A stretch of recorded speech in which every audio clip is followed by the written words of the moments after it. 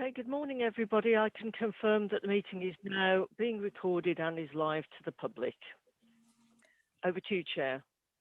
Thank you very much, Sue. Good morning, everyone. Welcome to this virtual meeting of the Poverty Working Panel on Monday, the 15th of March, 2021. I'm your chair, Councillor Megan Armstrong. I would also like to welcome anyone watching the meeting via the live streaming. All participants here today are taking part remotely, and as well as being live streamed, the meeting is being recorded. So please bear this in mind throughout, and may I remind you to be careful with your language.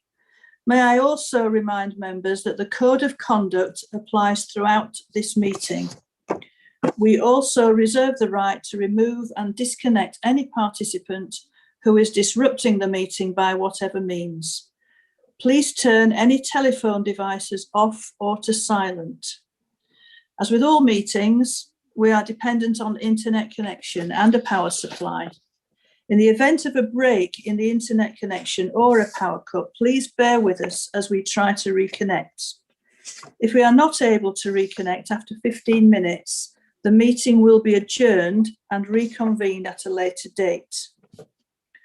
Please check the committee page on our website for details. Please make sure all microphones are muted when you are not speaking to avoid any background noise levels. Please keep your points short and do not repeat points that have already been made, and do not interrupt when someone is speaking. If you wish to comment, please raise your electronic hand and wait to be called. All councillors have been sent the agenda and accompanying reports for today's meeting. We'll now start the meeting by doing a roll call of the members of the working panel. Can you please now unmute your microphone, and when you hear your name, please confirm by saying present. When you have confirmed you're present, please mute your microphone again. Thank you, Sue. Thank you, Chair. Councillor Armstrong. Present. Councillor Allen. Yes, I'm present, Sue. Thank you. Councillor Chapman. Present, Sue. Councillor Desarum. Present, thank you, Sue. Councillor Jarvis. Present, thank you, Sue. Councillor Rickson. Present, thank you. Councillor Whibley. Councillor Whibley. Councillor Woodward. Present, thank you. Thank you, Chair. Thank you very much. I can confirm we are quorate today. Thank you. Item 1, public speaking. Sue, do we have any public speakers today? We don't, Chair. No. Okay, thank you. Item 2, apologies. Sue, could you please let us know who has given apologies? Thank you. Okay, Chair. Councillor Hawkins and Councillor King have given their apologies. And I believe that Councillor Hall has also, as a non-member, has also given his apologies, hasn't he? Is that right? He has. Yeah. He has, yes. Thank you. So item 3, declarations of interest. These will be noted by raising your electronic hand. If you have an interest, please now raise your electronic hand and advise the type of interest and the reason. Thank you.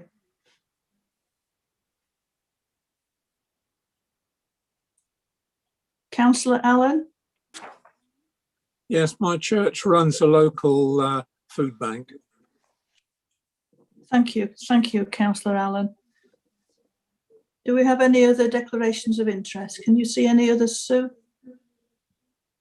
I can't at the moment, Chair, no. No, okay. Oh, Councillor Desarum. Councillor Desarum, Chair. Thank you, Sue. Yeah, just to say that I am the designated person, but obviously I don't know whether that will apply for this meeting, but that's just to tell you. Okay, yeah, for housing, yeah. Okay, thank you. Right, thank you very much, everybody. Next item, item 4, minutes of the previous meeting held on the 15th of February 2021. on pages 3 to 7. The draft minutes of the previous meeting held on 15th of February 2021 have been circulated. If any members have comments on the minutes, please raise your electronic hand. If there are no electronic hands raised, I will take it that the minutes of the previous meeting are approved. Does anyone have any comments? I can't see any hands raised, Chair. No. Okay. Thank you then. So we assume that the minutes are approved then. Thank you very much. Item 5, presentation by the Housing Service. I'd like to welcome Andrew Mitchell, Sophie Davis and Sue Bewes from the Housing Service and invite them to give their presentations.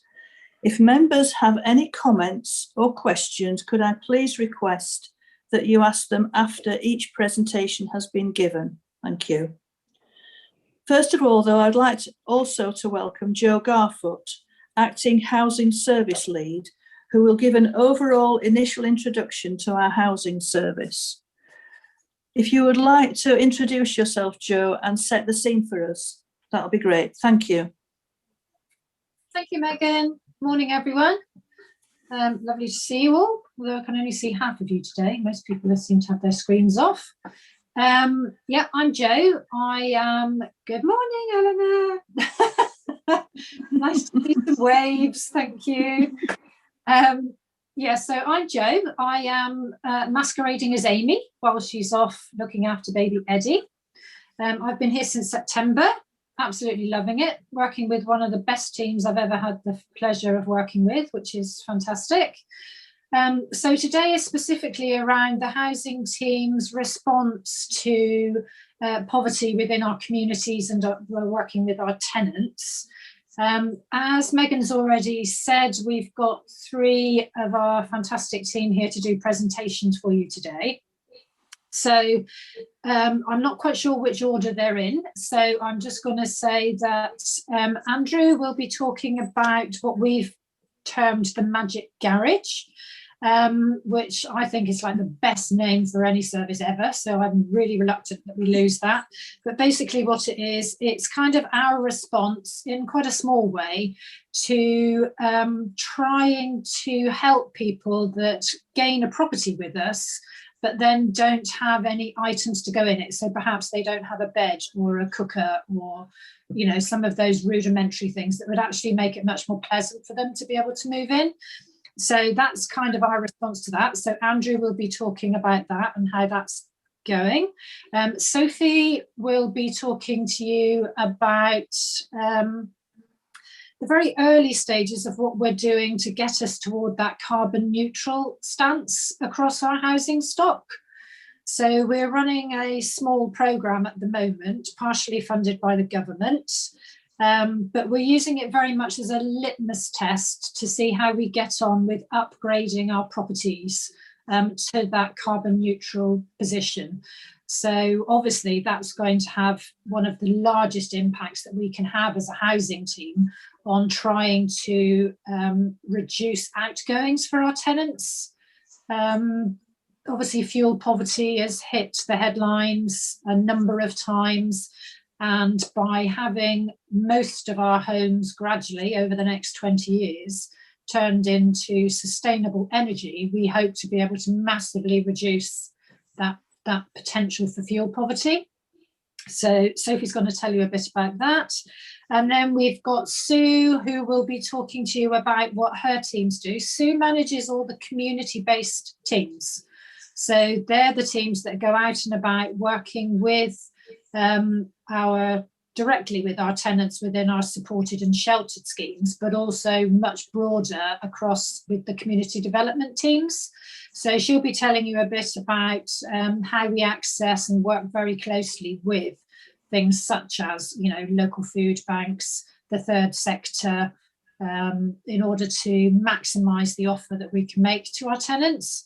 So without further ado, I will hand over to my team. Megan, I'm not quite sure who goes next. I'll do the next bit. Thank you very much, Jo. Thank you, Great Megan. introduction. Okay, thanks. Bye. Thank you. So our first presentation is from Andrew Mitchell, Housing Solutions Manager, to include what I understand is now called the furniture project rather than the magic garage. But I'll leave that for you to sort out between yourselves. But that's what I understand is the latest, the furniture project. If you would like to introduce yourself, Andrew, and to give us your presentation, that would be great. Thank you. Yeah, thank you, Megan. So I'm the Housing Solutions Manager, so overseeing the allocations and homelessness services. I'll just share my screen with everybody. So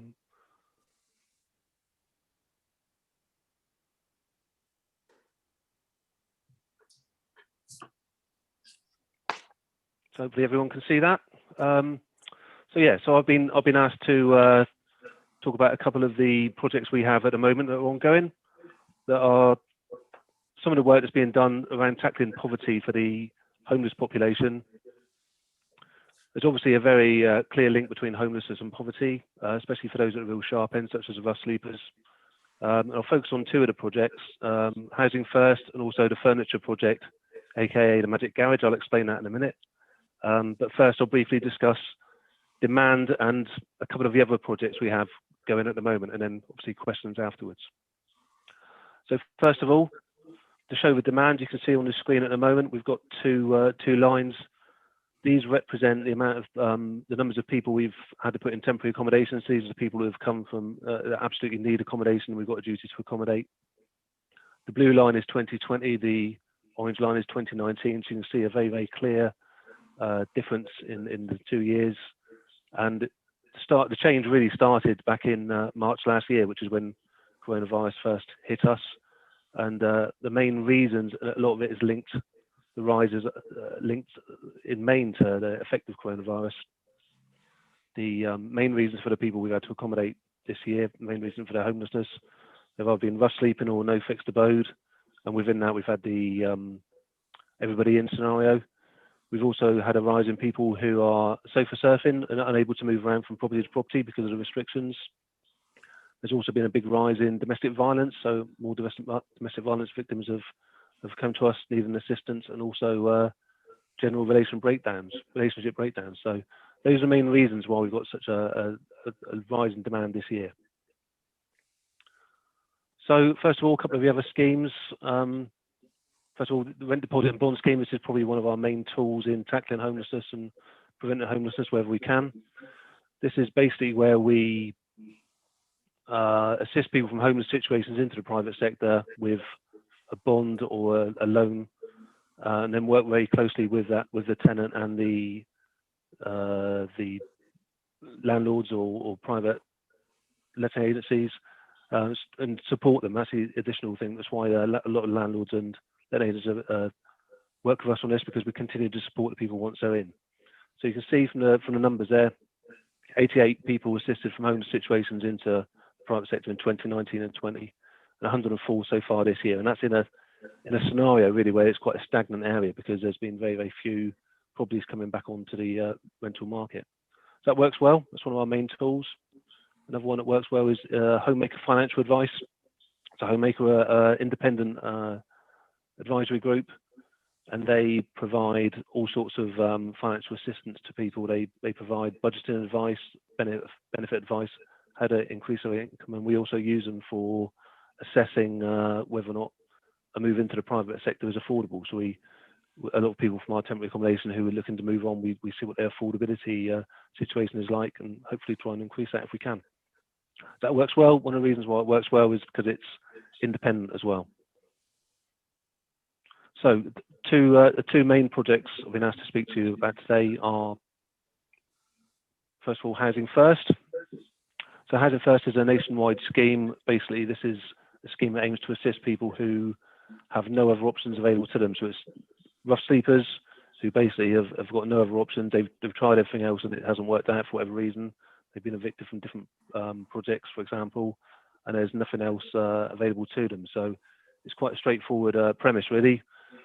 We provide the accommodations. We pulled aside some properties, and then they're managed by an external organisation. In our case, BCHA, Bournemouth Churches Housing Association, who who provided a lot of extensive wraparound support to that person to make sure that they can they get all the assistance they need. It's funded by the MHCLG, so this is funded through the Rough Sleeper Initiative, which we have to bid for every year. And as things stand, we have 3 properties and all working well.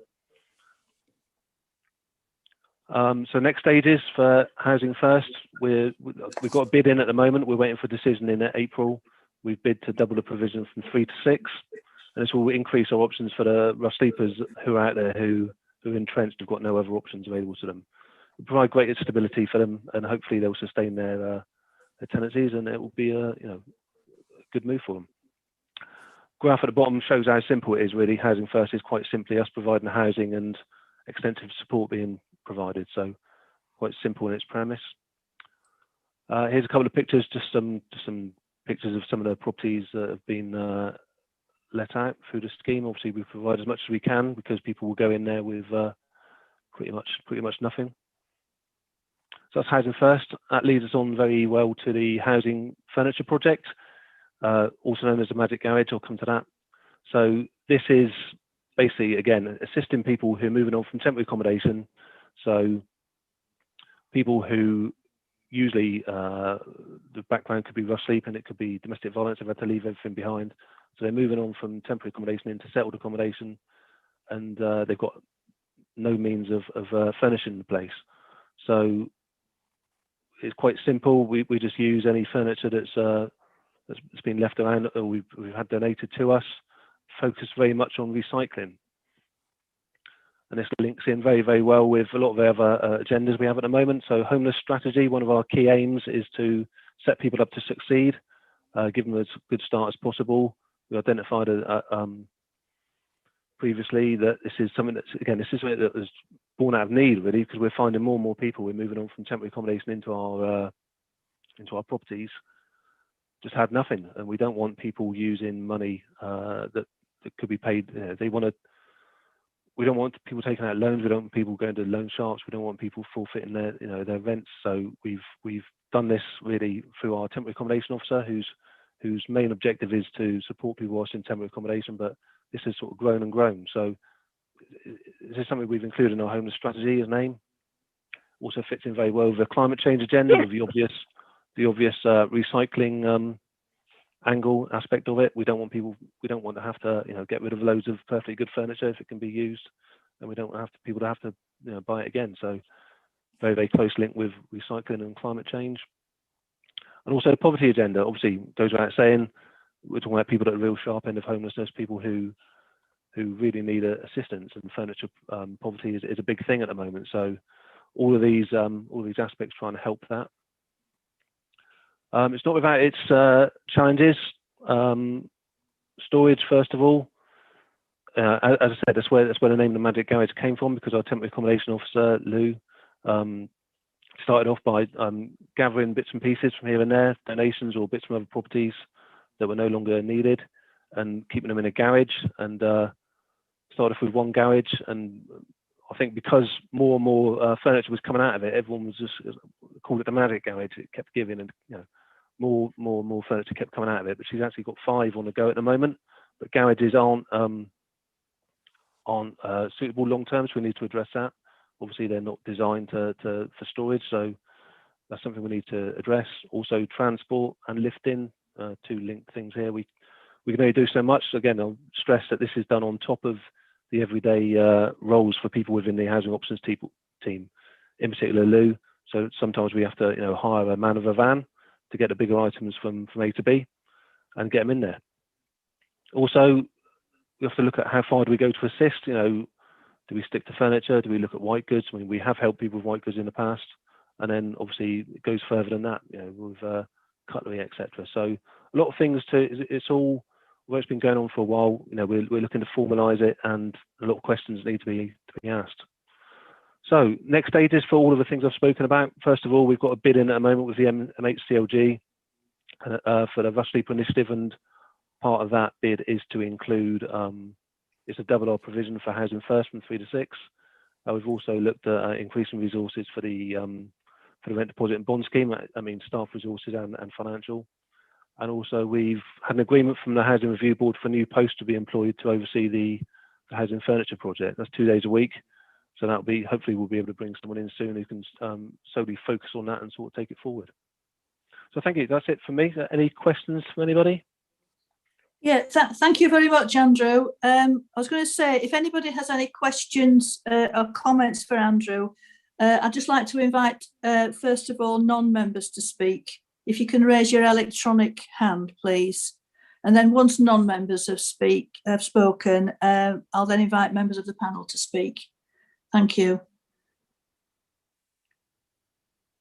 Did you want to leave your screen up for now, Andrew, or do you want to take it down? I'll take it down. Is that still visible? Is it? How can I get at this? Yeah, I don't know. So can you help? You should be able to go to the bottom of left-hand corner of your presentation, Andrew. Yeah. Click the more buttons and then just one moment. show. Can you still see the presentation? Can you? You Yes. can see, yeah, you can see another page. It's not your presentation, it's something All right, else. okay.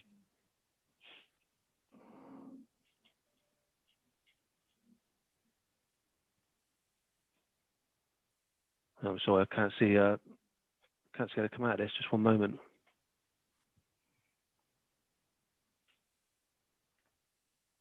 Sue, are you able to just come out of it for Andrew? I'm not quite sure how this works, really. I don't think I can. Andrew Mm. has to stop Oh, screen okay. sharing. Oh, that's it. Hold on. You've There done we it. go. There we go, Chair. It's Magic. Amanda. I managed to find a way of Oh, stopping thank the you, Amanda. presentation. And Thanks I very don't know much. if you could. I don't know if you can see, Chair, but the order of speakers is Councillor Rylance and then Councillor Rowland. Oh, yeah, that's fine. Thank you. Yeah, I can see that. So, Councillor Rylance, if you'd like to speak, thank you. Thank you. I just had a question, really. Have you got a phone number or contact details if people wish to donate any furniture or white goods to this project? Yeah, they can ring Or is through there a the. page? Okay. Yeah, it'll be on our. Actually, we haven't really asked for donations at the most because at the moment we've got a situation where we've got a load of furniture, but we will put details on our website when we have someone in post, which will be hopefully quite soon, hopefully over the next couple of months. So when we, like I say, at the moment it's sort of grown out of nothing, just to meet need, but we're going to sort of formalise it, and when we do, we'll decide what we want to do with donations, how much we can realistically store. Because at the moment we've got a bit of an issue, so we will have stuff on our website. Do you have a Facebook page? We can put, yeah, and we again when we're up and running properly, we will put it on all social media as well. So just thinking you could issue pleas for particular objects through the Facebook page. That'd be quite a good way of getting the right things and not having to store it. Yeah, yeah. Okay, well, thank you very much for that work. It's brilliant. I mean, environmentally, it's a brilliant thing, but also for the people who receive the goods, I'm sure it's absolutely wonderful. So thank you for your work. Thank you. Okay, thank you, Eleanor. Councillor Rowland, please, next. Thank you. Thanks, Megan, and thanks, Andrew, for that very interesting presentation and for the work that you're doing. Couple of questions, if you don't mind. On that very first chart, it showed up to the end of November, if I read it correctly. I just wondered if you've got any indication about the last 3 months about whether the numbers are increasing. That's my first question. Yeah, very much the same. So there's no real let up at the moment. It's the same. Yeah, it's along the same sort of line trajectory. Yeah. So numbers are increasing then for the last 3 months.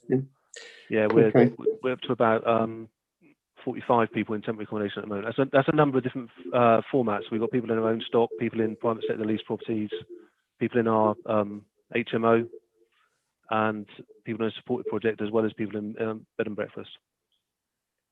Okay, thanks. My next question was around the Magic Garage and the furniture project. When you talked about the garage accommodation, I think you just mentioned there's 3 garages that are being used at the moment. I just wonder if there's a better use of other properties that could be used to house that, especially if the demand's going up.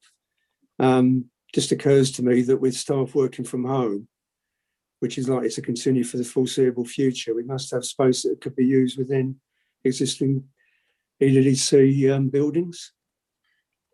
Is that not an option that could be used?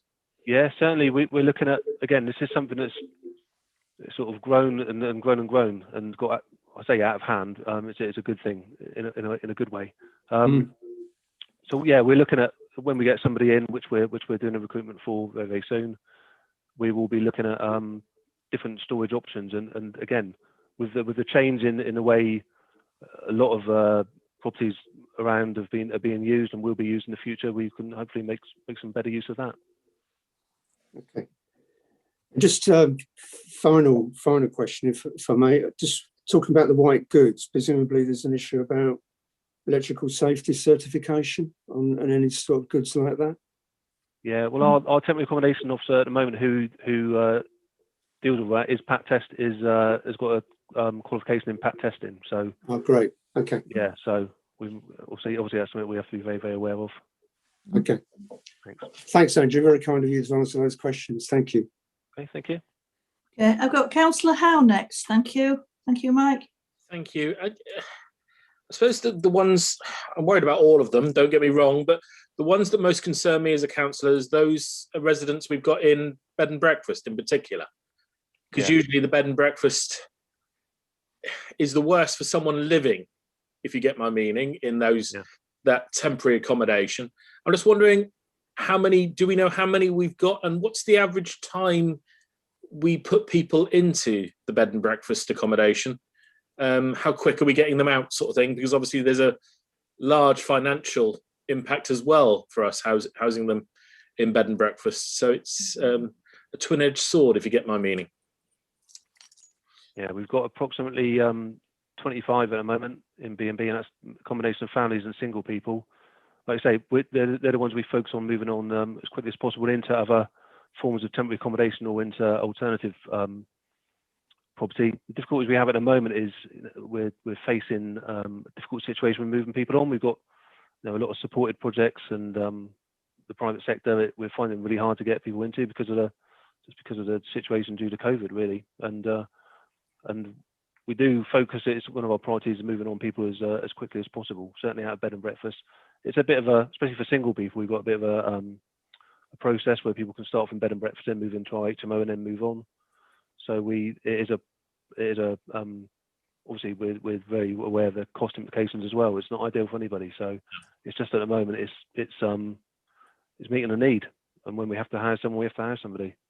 Don't get me wrong, I know it's meeting a need, but as I said originally, it's not ideal for the person we're housing, and it's not ideal for us for those reasons. It costs us a lot of money, and it is far from ideal from the actual family, in particular, if it is families living in bed and breakfast accommodation.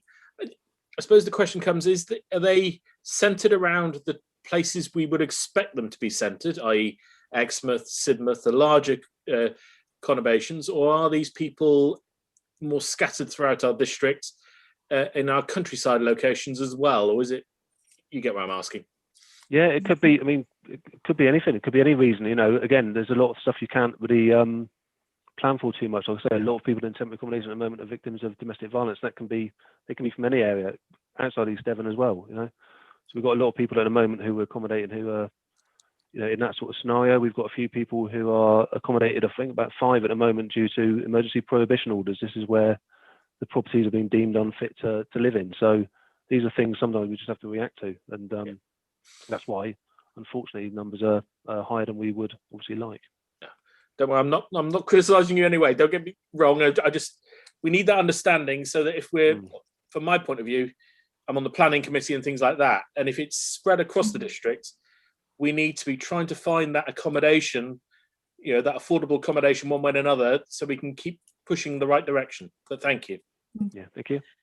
Could I just say something there, just about your first question, Mike, about the use of B&B, and I know that's something that's really high on certainly the whole team's agenda, but certainly Andrew's agenda, about getting, we've got the fairly recent, a year ago, the accommodation we set up in Exmouth, which has saved us a huge amount of money, hasn't it?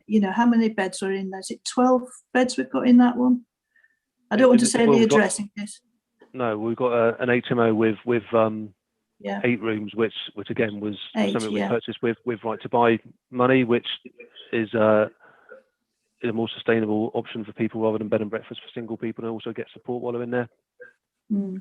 We've also put aside some of the other properties we've bought through the right to buy receipts for move on accommodation. So we've taken those steps to sort of relieve things, but it's still numbers are still high. Yeah, and I think that's, if I understand what the aim is, Andrew, that we want to get more of those kinds of properties to try and use even fewer and fewer B&Bs in future. That's the plan, so that we have our own accommodation that we can move people into for all groups, but particularly for 1 and 2 person accommodation, isn't it? I think. Correct me if I'm wrong on that, but that's what my understanding is. Yeah. Megan, if I could just interject on this point. We've, as you know, we are acquiring a number of properties at the moment through the use of the right to buy receipts. And actually we've made the decision that instead of all of those properties going on to Devon Home Choice, that actually we will allocate 60% of those properties over to temporary accommodation to try and alleviate exactly that. And because of the increase in the presentation of homeless families, especially those linked to domestic violence and relationship breakdown, we are actively seeking 3 and 4 bedroomed homes in order to help alleviate that issue as well. So we've just had another 7 flats come online, so that's now been sorted. That's in the portfolio now, and we have another 6 properties currently going through. And I've just given the go-ahead to potentially move forward with another 4 this morning. So we are doing everything that we can to try and bring as much housing stock into the portfolio as we can, so that we can sort of help Andrew and his team really to manage this really difficult situation that we've got. Because obviously it's been exacerbated as well by the moratorium on evictions. So, you know, we're not able to move anybody on, nobody else is able to move anyone on. But we're also well aware that once that moratorium is removed, we are likely to see a massive influx into the homelessness services. So, you know, we're trying to do some preparatory steps for that. But buying properties isn't something that happens overnight, unfortunately. But we're doing everything that we can. So thank you. Thank you very much. Thanks. I noticed that all of the speakers we have at the minute are within the panel itself. Is there anyone else from outside of the panel who would like to speak before we move inside the panel? No? Okay. Is that all right, Mike? Have you finished, Mike? How? Yeah? Yeah, I think so. Yeah, I mean, it's one of those where you could go on forever and a day purely on this subject, isn't it? And yeah. Just another thing came to me though, after what has just been said. I presume these temporary accommodations and everything else that we're doing, not houses of multiple application, but the temporary accommodations you're just taking on, I presume they then don't fall foul of the right to buy because it is temporary accommodation. And I'm very supportive of you moving that in particular. And but at the same time, I'm seeing a lot more people ask for house swaps. And I presume that's now because of an inclination they can't do it through the Devon Home Choice anymore. So they're now trying to swap their homes around more privately, but it's not. It's still through the system. But it's a give and take, isn't it? It's very good, but we just need more housing stock. Yes, we do. Absolutely. Couldn't agree more. And yes, you're right. Temporary accommodation is exempted from the right to buy rules. And however, if we, in the future, God willing, we don't need this level of temporary accommodation, we can swap its tenure over to normal social housing stock if we wish. But I believe, Andrew, you're probably better placed to answer this, but people have always done private swaps, haven't they? They've done mutual exchanges all the way through, haven't they? Yeah, there's always been, and the good thing about mutual exchanges is, people have something to bargain with, because people just have to find someone else who wants what they've got and can do a swap. So they can be, we do about approximately 50 each year. I think this year there's about the same amount. So we've managed to keep those going. Those are people swapping between different social housing tenancies. Could be anywhere in the country as well. So yeah, that works really well. And the beauty of that is for people, once they've got social housing, they've got something really to bargain with, to trade with, really. So yeah, they work well. Good. Okay, thank you. Is that all right, Mike? Shall we move on? You can always come back in later. Yeah, no, sorry, you move on. I'll let Thank you in later. Okay, thank you. So I've got Councillor Woodward next, please. Thank you. Thank you, Megan. Yeah, it's really good to hear about the preparedness and getting geared up for possible when the evictions come back into play. That's really good to hear from Joe. It's a similar question to Mike's actually, but in relation to our own properties as opposed to B&B, is there an ultimate time limit on occupants of our own properties? And is there, in that context, like a moving on program? Do we have our own resources to move people on, either with helping with employment or finding other property in relation to the houses that we own ourselves? Okay. Andrew? Yeah, so the temporary accommodation we use within our own stock is usually for people who are on the register and looking for either, for example, it could be a large family waiting for a bigger property to come available, and we've got a real shortage of 4-bed houses. It could be one reason. It could be a reason that they need to, they might have historic rent arrears from a previous tenancy, and they need to clear the arrears to a reasonable level before they can be moved on. But yeah, we do. The people we have in our own, there's always a plan. Whenever we have somebody in temporary accommodation, there's always a plan to fit their situation. Great, thank you. Thank you. Okay, thank you. Is that all right, Tony? Yeah, that's great. Thank you. Tony, is 2 years. Yes, there is Temporary a accommodation.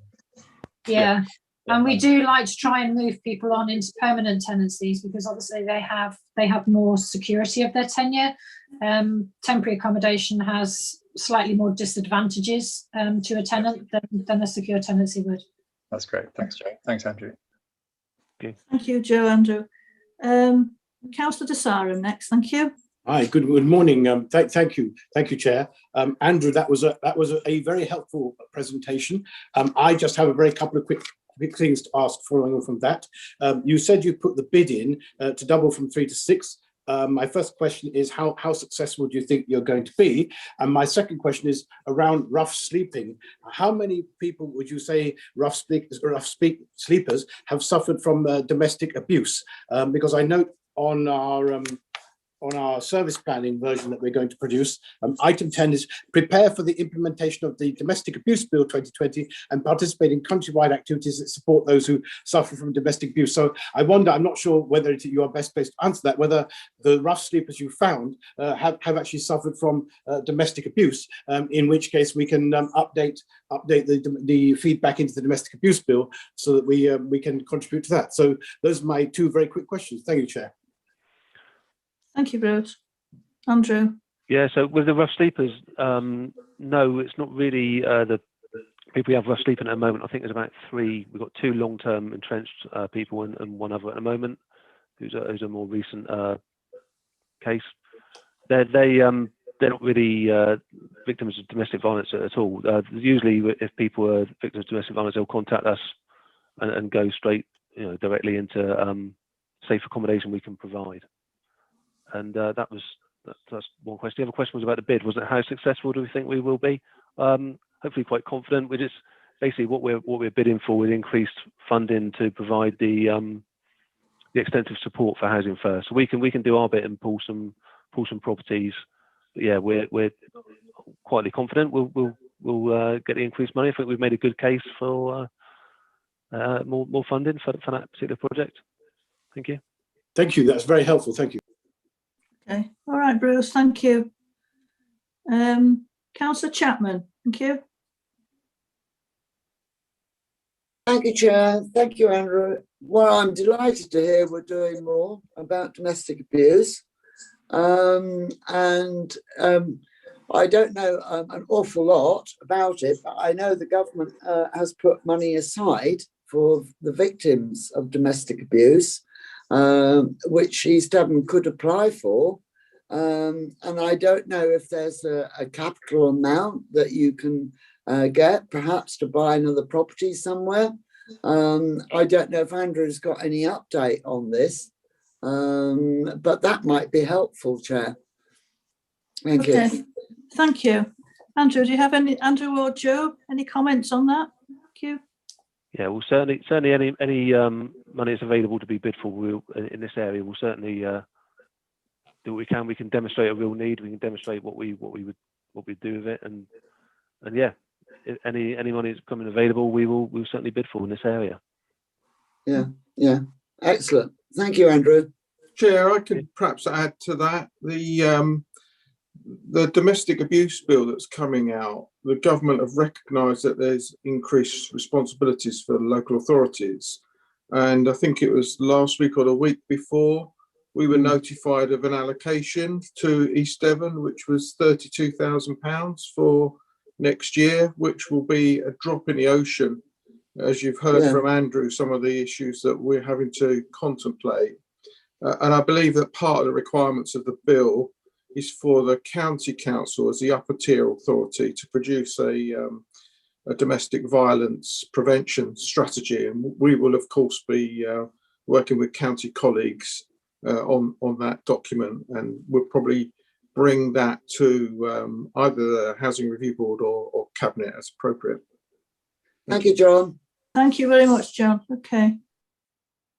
Councillor Allen, thank you. Thanks, Megan.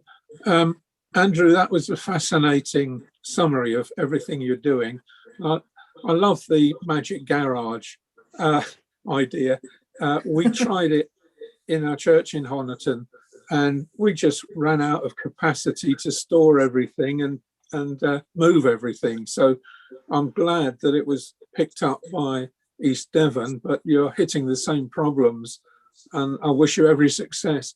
Do you recycle carpets, by the way? Because that's one of the things that is a bit real problem moving into a new property. If all the carpets are stripped out, what do you put on the floor? And really, I wanted to encourage you to consider Honiton alongside Exmouth, Sidmouth and parts of Axminster as a target, because the two wards in Honiton have a very high level of deprivation.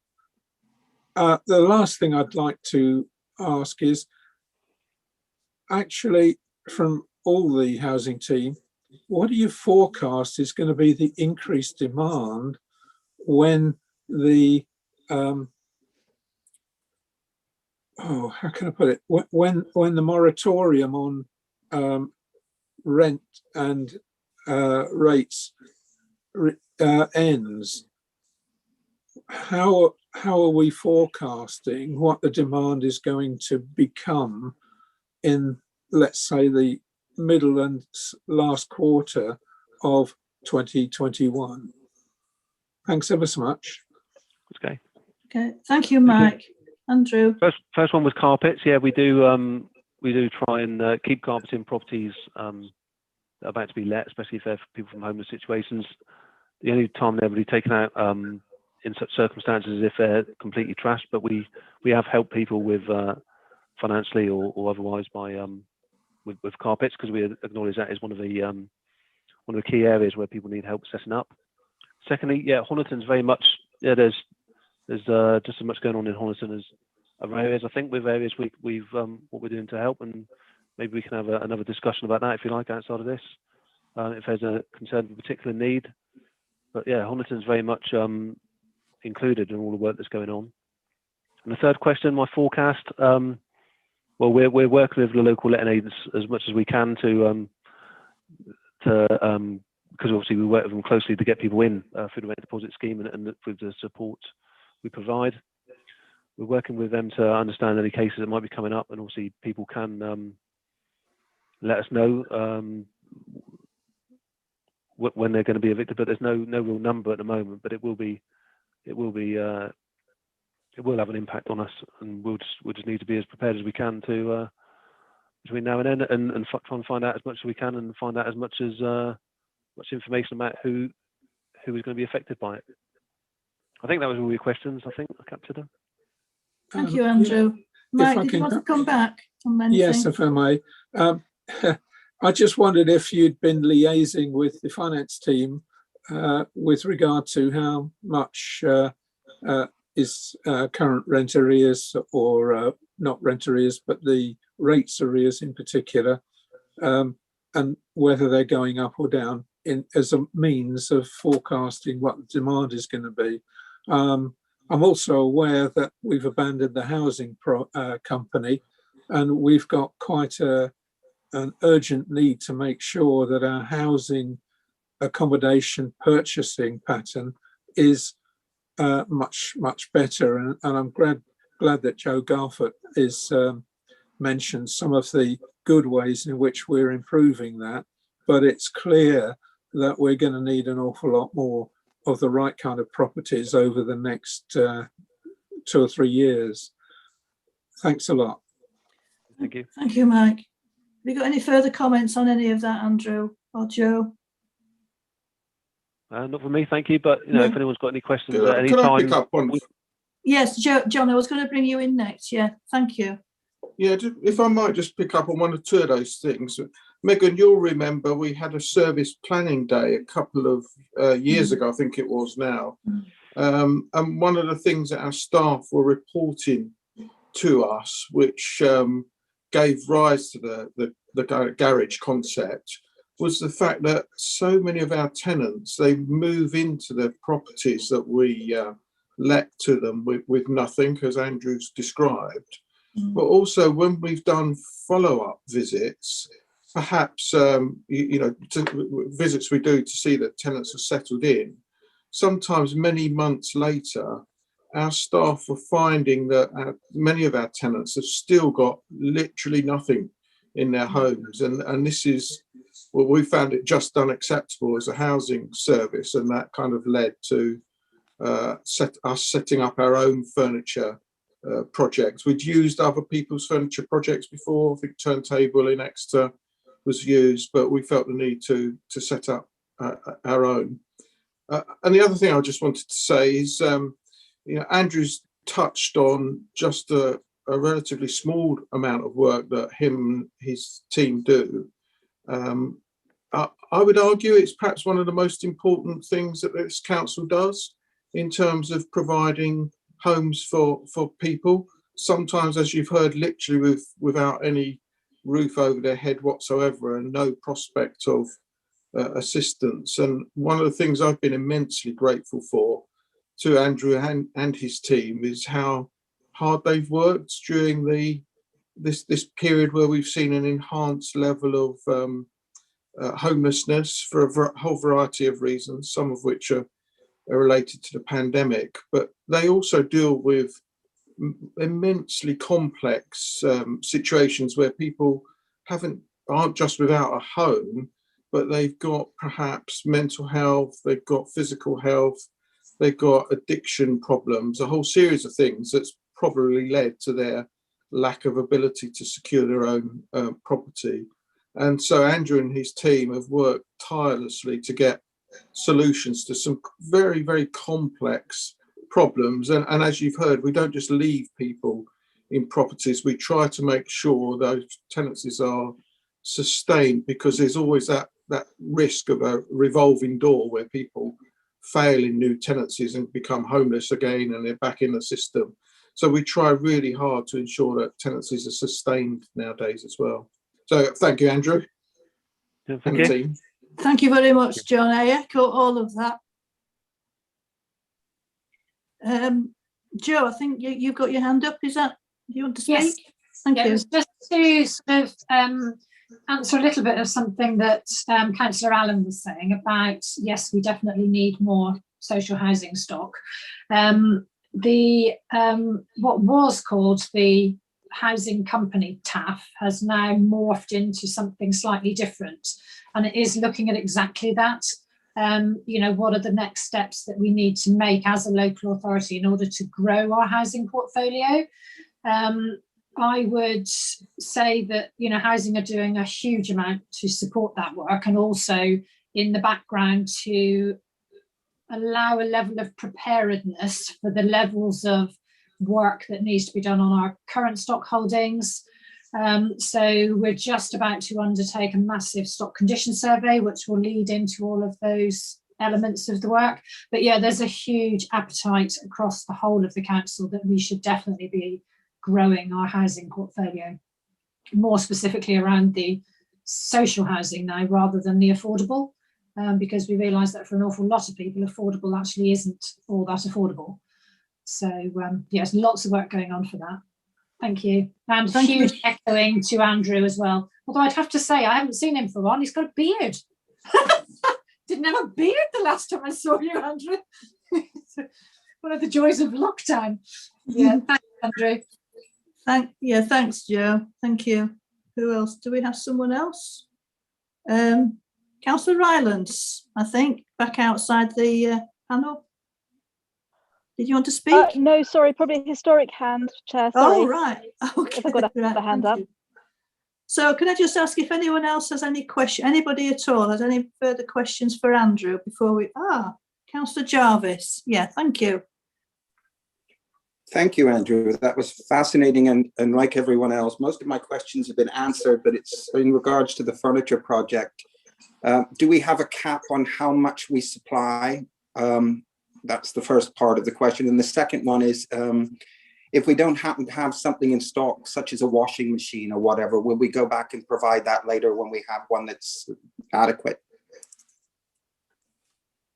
Yeah, so there's no cap as such. I mean, especially for the Housing First project, we provide everything. So they've got everything they need to start off with, and we do get again financial help with that from the MHCLG. Other items, again, furniture. It's that question of need. At the moment, we've been using what's available. If there's somebody in a real desperate need for a particular item, we can try and source it, and we do work as well in tandem with the other furniture projects that are out there as well. Because obviously there's such a big need, they can't cope alone, we can cope alone, so we do work alongside them as well.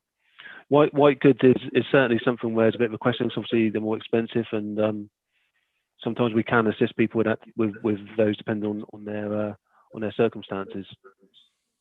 But again, at the moment, I can't stress enough. Really, the work that's been done so far has been really ad hoc and on top of the other responsibilities for the team members.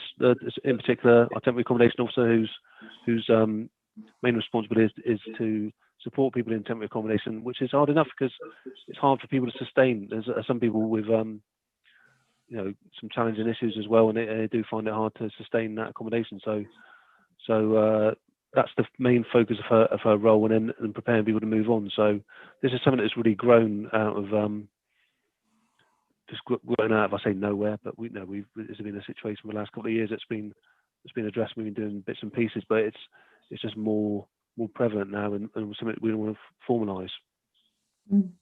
Yeah, thank you, Andrew. Yeah.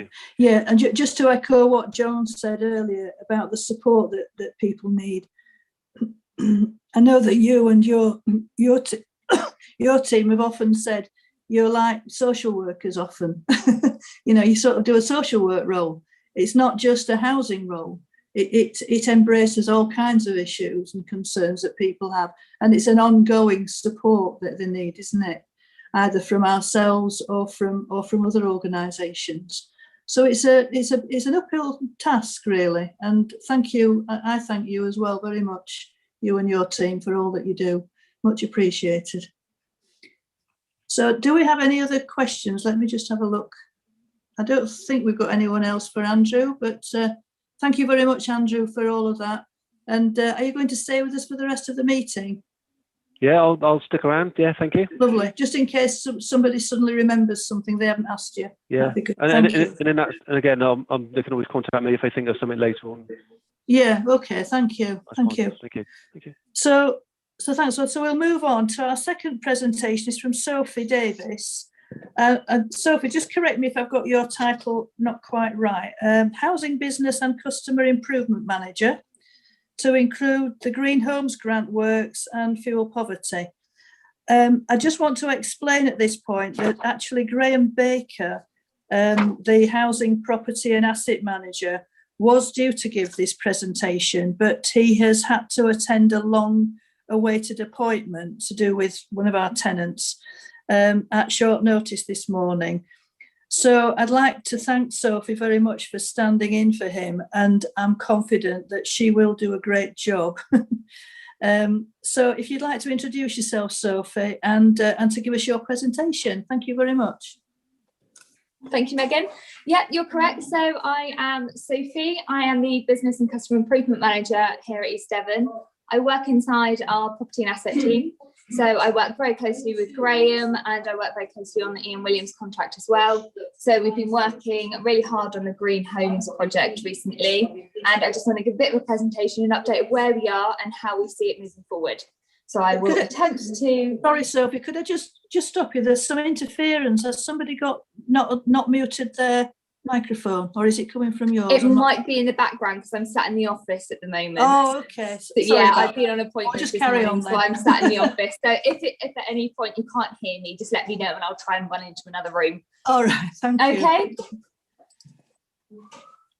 That's fine. You carry on. Brilliant. Okay, for some reason it's not letting me share my screen. Andrew, did you receive my presentation this morning? Are you able to pull it up for me, please? Let me just check, just one moment. Thank you. Yeah, it says I'm disabled from doing it.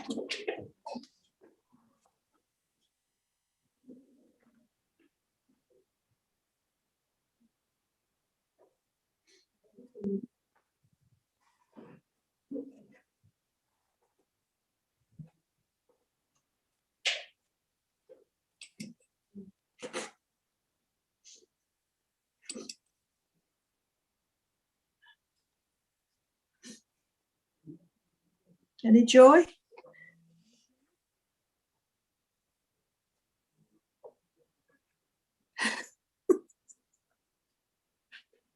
Failing that, perhaps you could send it to Susan, Sophie. Susan, would you be able to share the screen? If we did that? Try. Yeah, it says that my screen's disabled from presenting at the moment, so I can't present anything. These things are sent to try us, aren't they? They most certainly are. Keep smiling. Yes. So we've all got used to it during the lockdown, I think, haven't we? These little hiatus in meetings where technology fails us. So are you able to do anything at your end, do you think? Having a go, yeah. Sorry about this. Oh, this looks hopeful, is it? Green energy project? That's the one. Yes, yeah.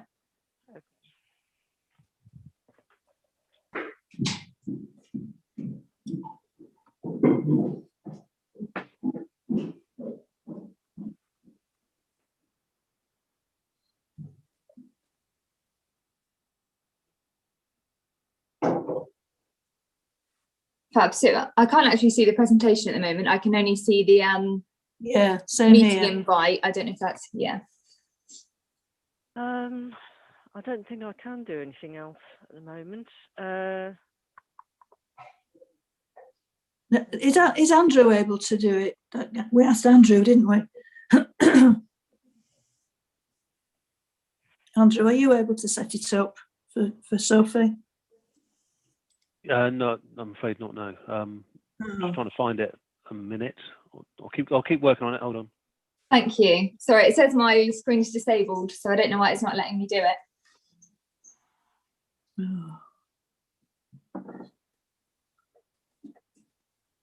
Apologies to everyone from me for this, but I'm sure we all understand what some of these issues are.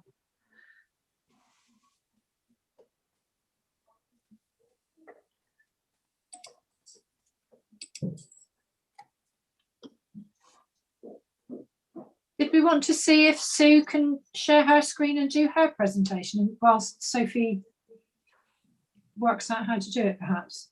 Oh, Andrew. Yay! Oh, well done. Oh, well done. That's great. Thank you. Is that Andrew? Thank you. Okay. Can you see that now, Sophie? I can. Brilliant. Thank you very much, Andrew. That's much appreciated. Okay, so the green energy project, I'm sure everyone's aware of what we're doing within East Devon for our green homes grant and what we've got. So this scheme has real potential to change the lives of tenants, which it's doing at the moment, and the feedback we're getting is really, really good on this project. So if we can move on, Andrew, that'd be great, thank you. Okay, so the aim of the project is to improve the energy performance and affordability of warmth and some of our housing authorities' worst performing and most expensive to heat properties, because we're finding at the moment a lot of our tenants' issues are around affording heating bills and the affordability of being able to warm their home. So our next improvement is to improve the living conditions for tenants and to reduce the carbon emissions by more than half, which sits in line with our climate agenda programme. Okay, thank you, Andrew. Okay, so government funding. In August 2020, the government launched their funding for local authorities as part of the Green Homes Grant Local Authority Delivery Scheme. The funding is targeted at low income and fuel poor households where the energy performance rating is lower than what we would like, or there's no natural gas supply. So East Devon Council have been successful in our bid for 500,000, and we are one of the 55 successful bids. The grant award was conditional though, so we have to match the minimum fund of 50% for the project cost, which is something that we're more than happy to do and we are already planning on doing. The final joint funded project cost is £1 million plus. Okay, Andrew? Okay, so the project itself, so you can see a little diagram in the corner of an air source heat pump and how that runs throughout the property. So the pump itself sits externally to the property. So the grant is funded the element to install the new air source heat pumps, which are powered heating systems for around 100 homes. In addition to the grant funded works to the authorities, own direct funds we will use to fund additional measures to improve the energy performance of our homes. So this includes the upgrading of the fabric insulation for walls and roofs, servicing and replacement of windows and external doors, and solar PV, the installation of solar panels.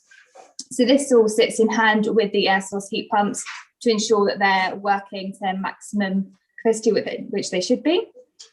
Okay, Andrew? So we've done a lot of tenant consultation around this. We've got a lot of tenant engagement with our Green Homes grant. So the tenants of properties identified as having a poor energy rating were consulted to determine their interest in the project. And we've had 170 tenants that we've contacted via email and via letter. And we've informed them that their property is able to have air source heat pumps should they be interested. We've got 102 confirmed interest in the project and 4 declines of the project. So 100 properties will have received the air source heat pump powered heating systems by the end of March 2021. Other improvements will follow on later in the year, and we will be talking to our tenants more about how we can gain access to be able to do that. Okay, thank you, Andrew. So tenant feedback. So this is a huge thing that we do look at with the Green Homes grant.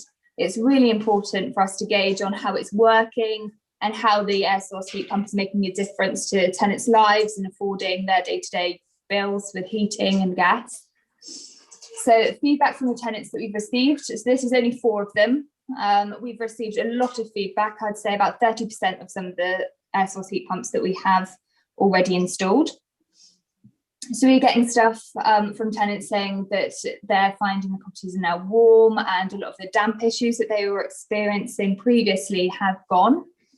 And they are able to heat the property on a lot lower rates and keep it a lot cheaper, which is really good. They can warm their whole house through and not worry about the price and the costing that it's going to be. We had a tenant advising us that they're not sure what they're going to do with their clothing now, that they've got too many clothes, so they don't need so many layers throughout the winter, which is really nice to hear that it is actually making a big difference to our tenants' lives. Okay, thank you, Andrew. Okay, so what next? So beyond the delivery of the current phase of the park funded works, and given its success and benefits the project has delivered so far, we must now consider how it's going to deal with many other off-gas and difficult, expensive heat dwellings. So we're getting a lot of tenants coming back saying, I can't afford to run heating in our property through the winter. So we need to look at this and address how we're going to move forward with that. The main options in terms of the delivery of the green technology to respond to those problems are fairly fixed. However, the funding model needs to be agreed quickly so that the planning for the short term and medium term can be undertaken.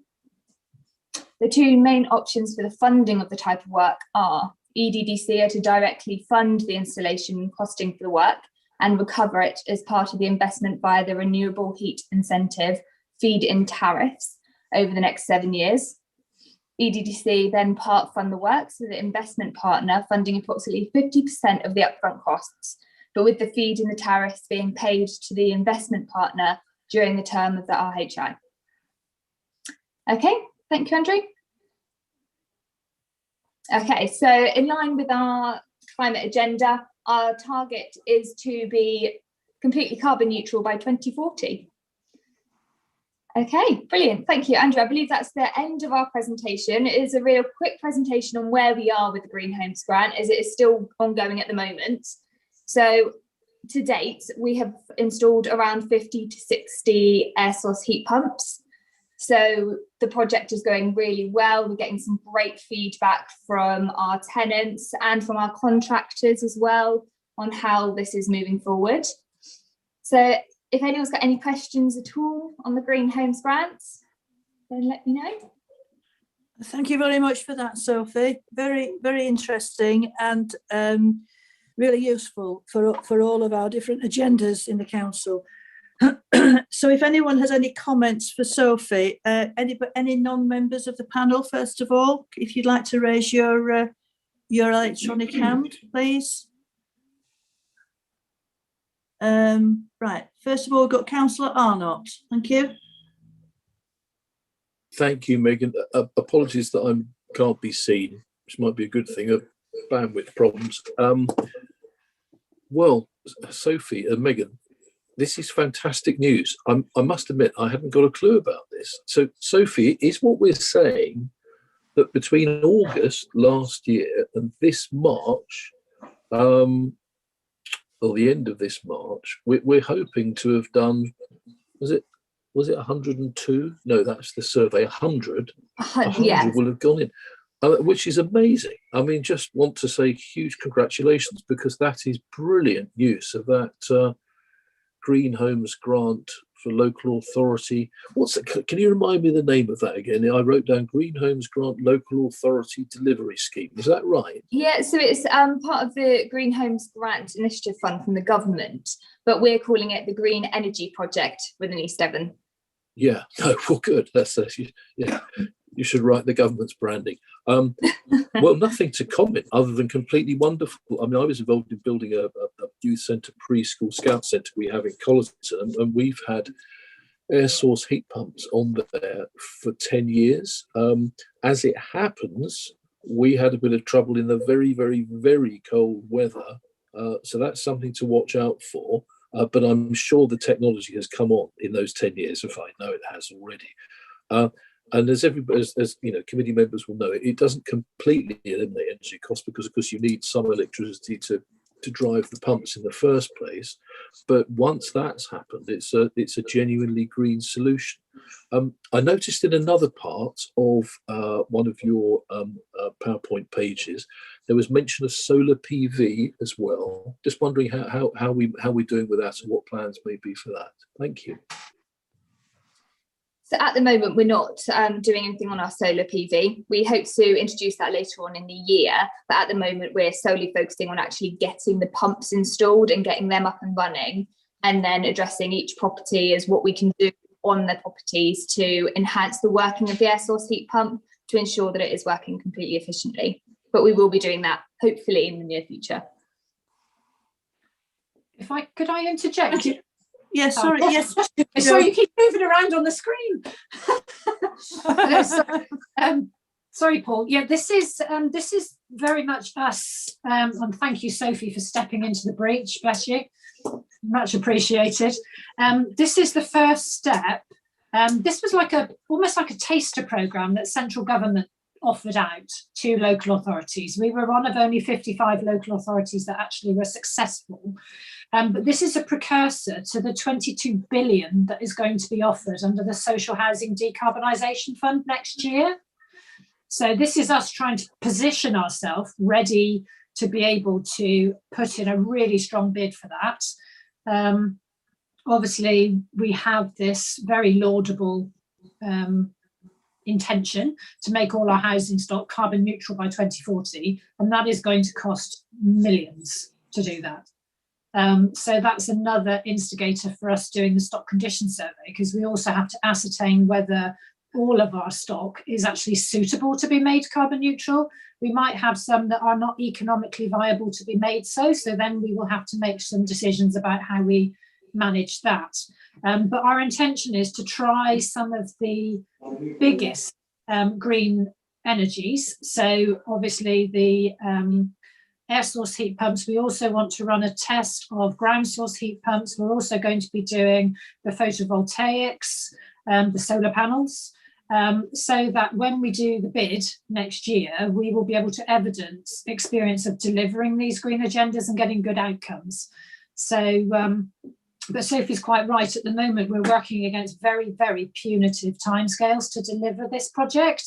So, you know, to take a project of this size from start on site in January, which was what it was, to delivering, in September, to delivering 100 units of this by the end of March has been somewhat of a stretch for us. So our focus has been on that, but it has given us an awful lot of learning. Like, for one thing we've learned is that actually it's better if you do it the other way around. The way the ground source heat pumps work is that actually they heat homes to a lower temperature all the time. So you don't switch it on and off like you would do a normal sort of central heating system. So therefore it's much better for us if we do what we call the enabling works. So those increased insulation levels, the new work on the roof and the windows to ensure the houses are sealed, we get much better outcomes for our tenants by doing it the other way around. So obviously that's some real learning that we're taking from this. So it's very exciting, but we hope to get a huge amount of money from the Social Housing Decarbonisation Fund proper when that comes out. Thank you very much, Jo. If I could just come back to Councillor Arnott, you may not remember, but when I had to do a presentation to the Scrutiny Committee, I think it was in December, this was mentioned in that report that I gave to the Scrutiny. Was it, Megan? I'm sorry, I found that so traumatic. I'm not sure I can remember some of it, but you dealt with that incredibly well. So apologies, yeah. I should have. But it was mentioned, but fairly, perhaps only briefly, but as part of the whole thing. So yeah, it's just that we have known about it, but not been perhaps as constantly telling you all the updates as we should have. So who have we got next? I think the people we have next are all within the panel, so I'll take them now. So Councillor Allen, thank you. Thanks, Megan. Yes, I'm just so pleased that we've got this experiment going, and I just wondered what we're finding in terms of the actual cost of the heat pump installation per home. Thank you. Okay. Sophie or Jo, who do you want me to both? Yeah, I haven't got the figure to hand, Jo, so if you've got it, that's probably better. But to be honest, it's a little bit flexible anyway. Obviously, what we're finding is that the vast majority of the work that we're doing is not actually the heat pump. Because of the age of our properties, a lot of the cost is coming from the enabling works to ensure that the heat pumps function to the level that we require them to. Because obviously we don't want to put a heat source, we don't want to put the air source heat pump in and then have our tenants cold. Because obviously when we do that, we remove their other heat source. So some of the biggest costs are coming in the upgrades of those properties. And at the moment, it's sitting between £10,000 and £20,000 per building to be able to put the remedial works in and get them working. Okay, thank you, Jo. Is that all right, Mike? Anything else? Yeah, it's just that I know John Golding has had other contacts and knowledge of what's happening in Exeter, for example. So it just struck me that in terms of forward planning, and particularly if we can grab hold of some of these billions of pounds the government's contemplating, we need to know how much it's going to cost. And I know it's going to vary according to the size of property and the type of property, but I was just reaching for some kind of guidelines as to how we could construct a bid in future. Yeah, that's also part of the stock condition survey that I keep talking about. We're just about to kick off with that. I was tasked with kind of sorting that when I got here. And one of the things that we've added into the mix of the stock condition survey is actually a full plan for every individual property across the district as to which of those green homes initiatives would be best suited to that property, so that we're not wasting time trying to put stuff in that isn't going to be fit for purpose. We have also asked for, well, some of the data that we will get from that will give us, I'm sure, some information that will require some hard decisions, because I am expecting, if I'm perfectly honest, to find that there may be a statistically significant number of buildings within our stock that we cannot make carbon efficient. For instance, some of our blocks are built using a curtain walling system, which we know we cannot make those energy efficient because of just the way they were constructed in the 60s. So that's what the stock condition survey is about. It's to allow us to forecast what the cost implications of the carbon neutrality is going to look like, because at the moment we're not able to do that. We're not able to take a view across the piece.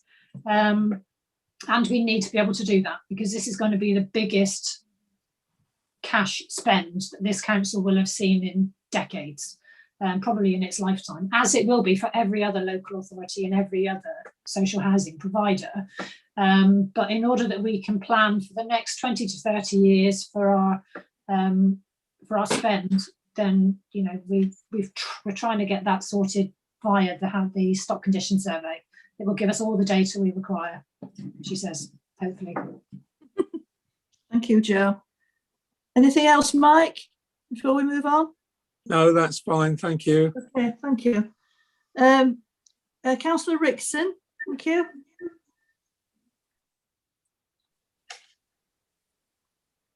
Well, thank you very much. I mean, this has been very enlightening, and I'm like Councillor Arnott. I'm just, really impressed by this and the amount of homes that you've helped so far. What concerns me is obviously the cost, and I just hope that the government is going to be realistic and give out a lot more money to help to make this come to fruition. I think another alarming prospect, though, is not just for people in council housing or social housing. There are probably a lot of people in the private sector who are in homes which similarly would not be able to have remedial works, and they also could be in property rich but cash poor. So if it's going to cost about £20,000 per home, this is going to be simply unaffordable. So I don't know what the government is going to do about helping those people. But coming back to our own housing, how do you actually decide on which tenants to prioritise? Is it simply based on their financial position, or how do you actually decide on these the tenants that you initially help? If I may, Megan, on that one. Yes, thank you. Yeah, thanks, Jo.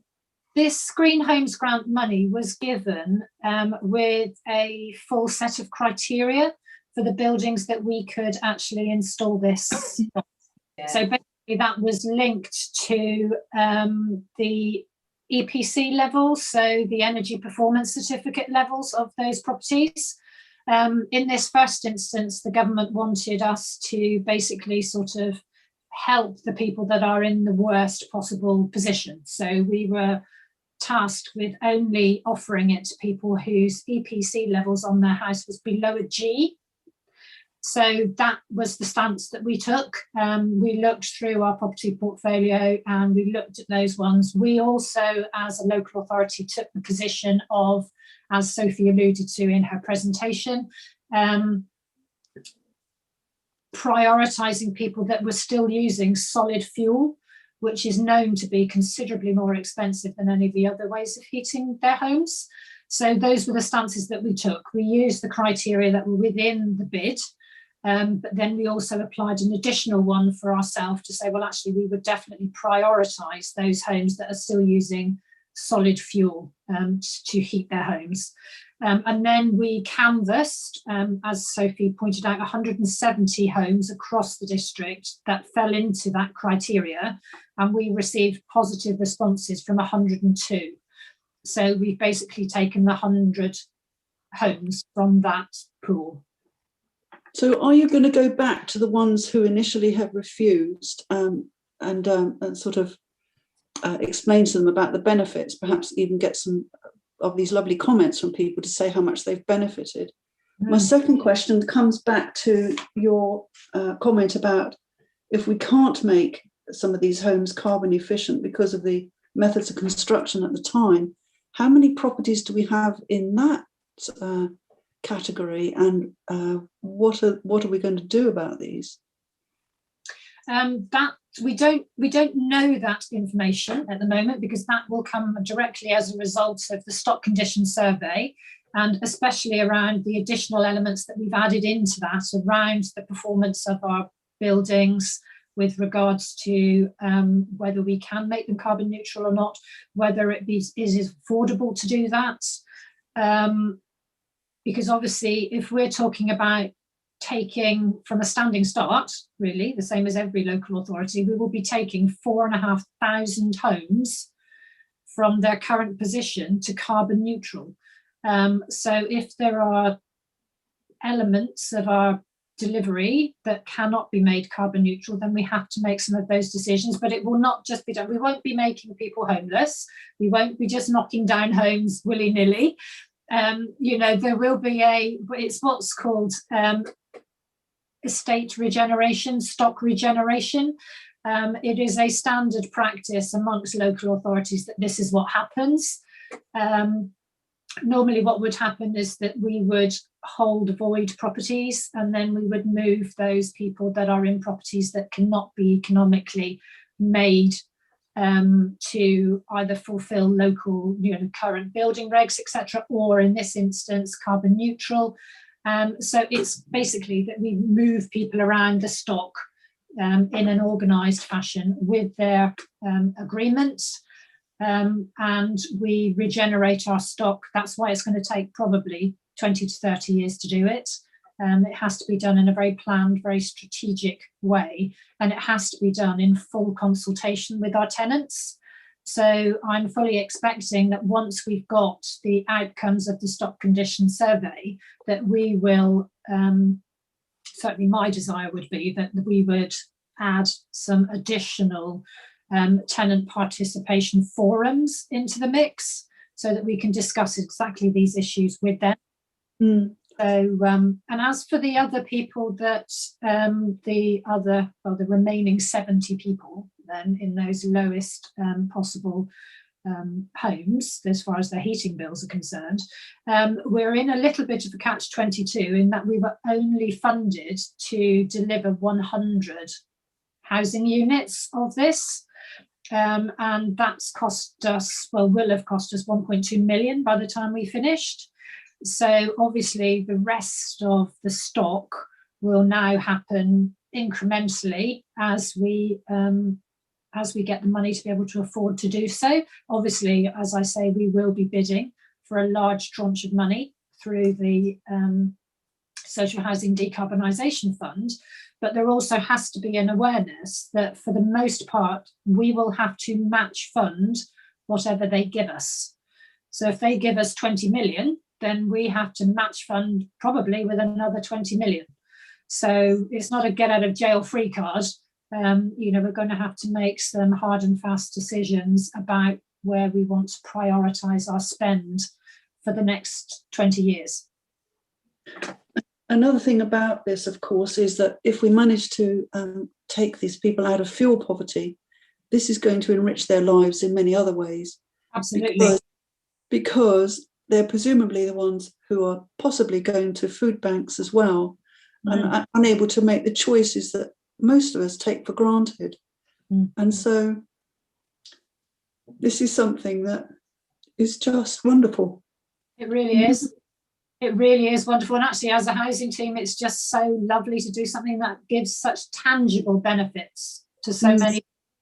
It's lovely because, like I say, if they're not spending the money on heating their home, then actually they're able to spend it on other things. Yes.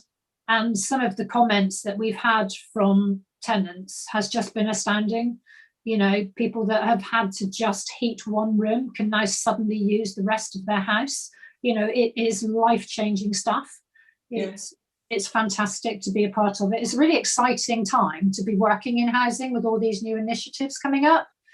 So we just need to manage those priorities, especially around the spend. Yeah, well, this is very rewarding, and I do applaud you for everything you're doing here, because it's obviously so badly needed. Thank you very much. Thank you, Marianne. Thank you. Thank you, Joe. Councillor Desarum.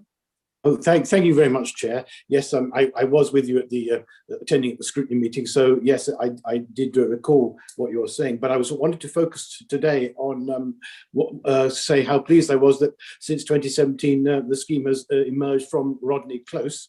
I think that's wonderful in Littleham, and I note that in one of the reports it said there may be an equally good case for the installation of ground source heat pumps, which extract heat from the ground from a series of pipes buried in the soil. And obviously, I'm assuming, Joe, that the housing condition stock survey will determine whether or not this will go through. And would you say that the ground source heat pumps are better than the air source heat pumps? That's really what I wanted to ascertain from you, because obviously we want to put the best for our tenants. Absolutely, couldn't agree more. I think that the issue, I think, with ground source heat pumps is that they do tend to be slightly more difficult to do as a retrofit. And because we're talking almost entirely about retrofit, then, you know, but that's why we want to run like a little pilot program, internally funded, you know, to see whether they do offer the benefits that we require. The air source heat pumps are easier to do as a retrofit, but we want to do the whole remit, really. We want to do the solar PV, we want to do the ground source heat pumps, we want to do the air source heat pumps. But the other thing with ground source heat pumps is you can only do them in certain places because of the access that you need for the machinery that's required, because the boreholes go down incredibly deep. So yeah, so it's kind of we're in a little bit of a holding pattern while we run these pilots, really, to see which best fit. But yes, you are quite right. Out of the stock condition survey will come direct information for us as to which of these technologies will best fit and be most economically advantageous to each of our housing stock units. And as you can imagine, with 4,500 housing units, that's no mean undertaking. Absolutely. So we're all really looking forward to getting that off the ground and getting the information back as quickly as possible. Thank you, Joe. Really helpful. Thank you, Bruce. I'm just wondering as well, when I ask people to speak, just to not forget that Sophie is sitting there as well, and whether she... I don't want to dump Sophie in it because Sophie's covering for Graham. Yeah, thank you. Just don't feel you can't speak if you want to, Sophie. That's all I wanted to say. But Joe's been very helpful in filling in all this background for us. So we're just going back outside. Sorry, who was that? I was just Sophie to tell me to shut up if she wants to speak. No, you're more than fine, Joe. I'm quite happy. Okay, thank you. I'm just going back outside the panel for a minute to Councillor Howe, if you'd like to speak. Mike, thank you. Thank you very much, Chair. I suppose it's more of an open question. There's three parts to it, but we'll start with the easy one and probably the most contentious one. We're investing all this money into our home stock, which then a tenant could then do the right to buy. What is our return? How much do we lose? What provisos or covenants could we possibly put on this technology installation that could give us some confidence is the wrong word, but some reassurance that at least we'll get some of our money back instead of just passing it all away. You know, you get where I'm coming from. I think I'll leave that question open first, and I'll come to the others after that, maybe. Okay. Yeah. No, you're absolutely right. And actually, you're preaching to the choir. I've had conversations with Megan about the exact issue. Megan is going to be writing to the MP so that we can meet with them. It's a huge worry for all local authorities across the country, because although because of the homes that we're currently doing, they're coming out at about 20,000 per home. The average cost of an upgrade is somewhere between 60 and 100,000. So we are talking a really, really significant sum of money.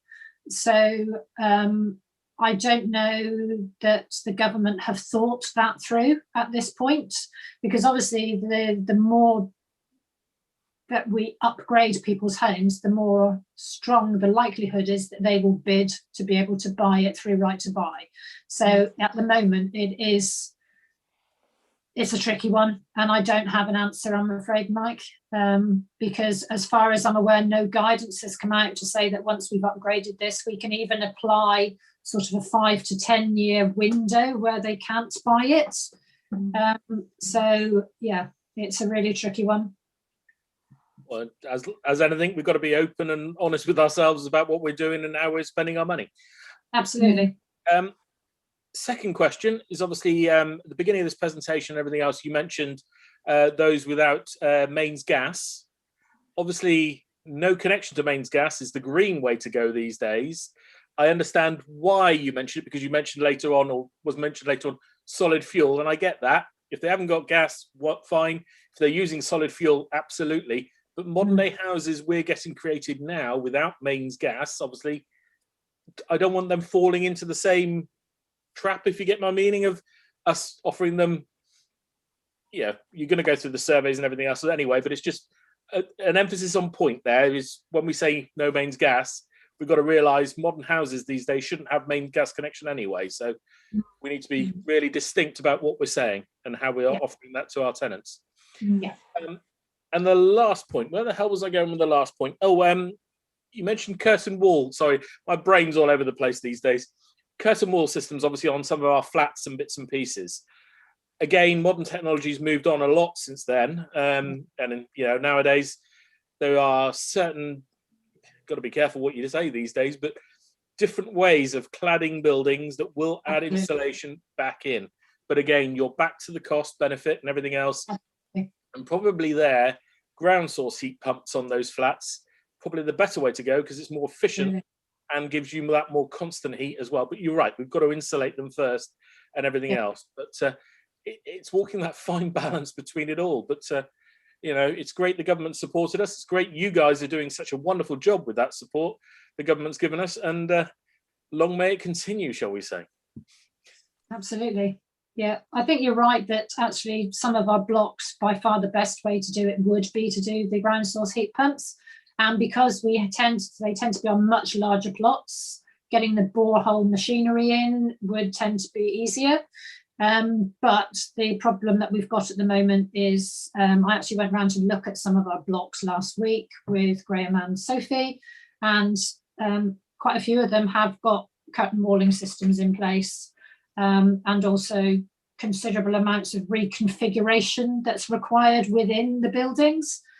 So we're going to have to take some long, hard looks, I think, at some of our housing stock. Wonderful. Thank you, Joe. Thank you, Mike. I know you and several others of us do ask these awkward questions, but they have to be asked, don't they? And discussed openly with our officers to find out the best way forward. And I know all the housing team are more than happy to do that at any time. So it's just, take it a day at a time, as we say. See how we go. Right, thank you. I don't seem to have any more hands up If nobody else wants to speak, Sophie, do you have anything else you wanted to add, or Joe at the end, or are you happy for us to move on? No, nothing else to add, but if there are any other questions at all that anyone thinks of in the interim, then just to give us a shout and we can help answer that. Okay, that's lovely. Thank you. And thank you very much for stepping in again at such short notice. That's okay, not a problem at all. Thank you, Sophie. All right, and you can stay with us if you'd like to, if you want to see the end of the meeting. So if you'd like to move on now to our third presentation from Sue Bewes, Housing Services Manager, to include estate management, financial resilience and budgeting tips. I know when we were setting up earlier, we had a bit of a problem with Sue's connection. I'm not sure, Sue, whether you can hear us now and whether or not. I think that was the problem, that you weren't able to hear us. So, Sue, Hal, are you able to communicate with her if Sue can't hear us? I can hear you. Yeah, we can hear you, Sue. I can hear you, and then I can well, I can't hear you via my headset, but I'm at the other end of the same room at Exmouth Town Hall as Sophie, so I can hear her iPad. Okay. But there is a bit of a delay. So do you think we'll be able to manage that? At least you can hear us now. I don't think you could hear us before, could you? No, that's right. Yeah. So okay. can you now see my screen? Yes, we can. Yeah, we can see your screen now. Thank you. Yeah. So if you'd like to introduce yourself and carry on, that'd be great. Thank you. Brilliant. Okay. Thank you. So the plan had been today that a frontline rental officer was going to give her presentation that she's spent time over the last week putting together.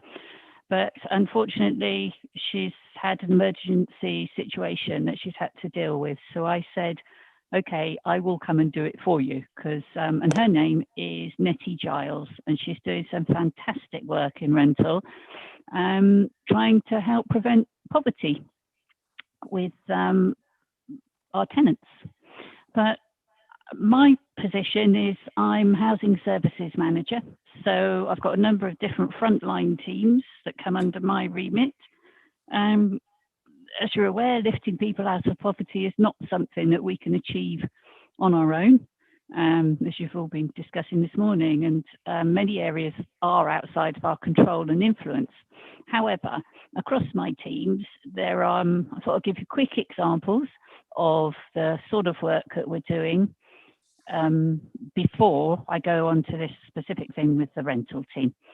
So debt and financial vulnerability, we work to reduce that as far as we can, not just with the rental team, but also with sheltered housing service, for example, the mobile support officers. I will particularly often find that the support they're giving to our sheltered tenants is in those areas.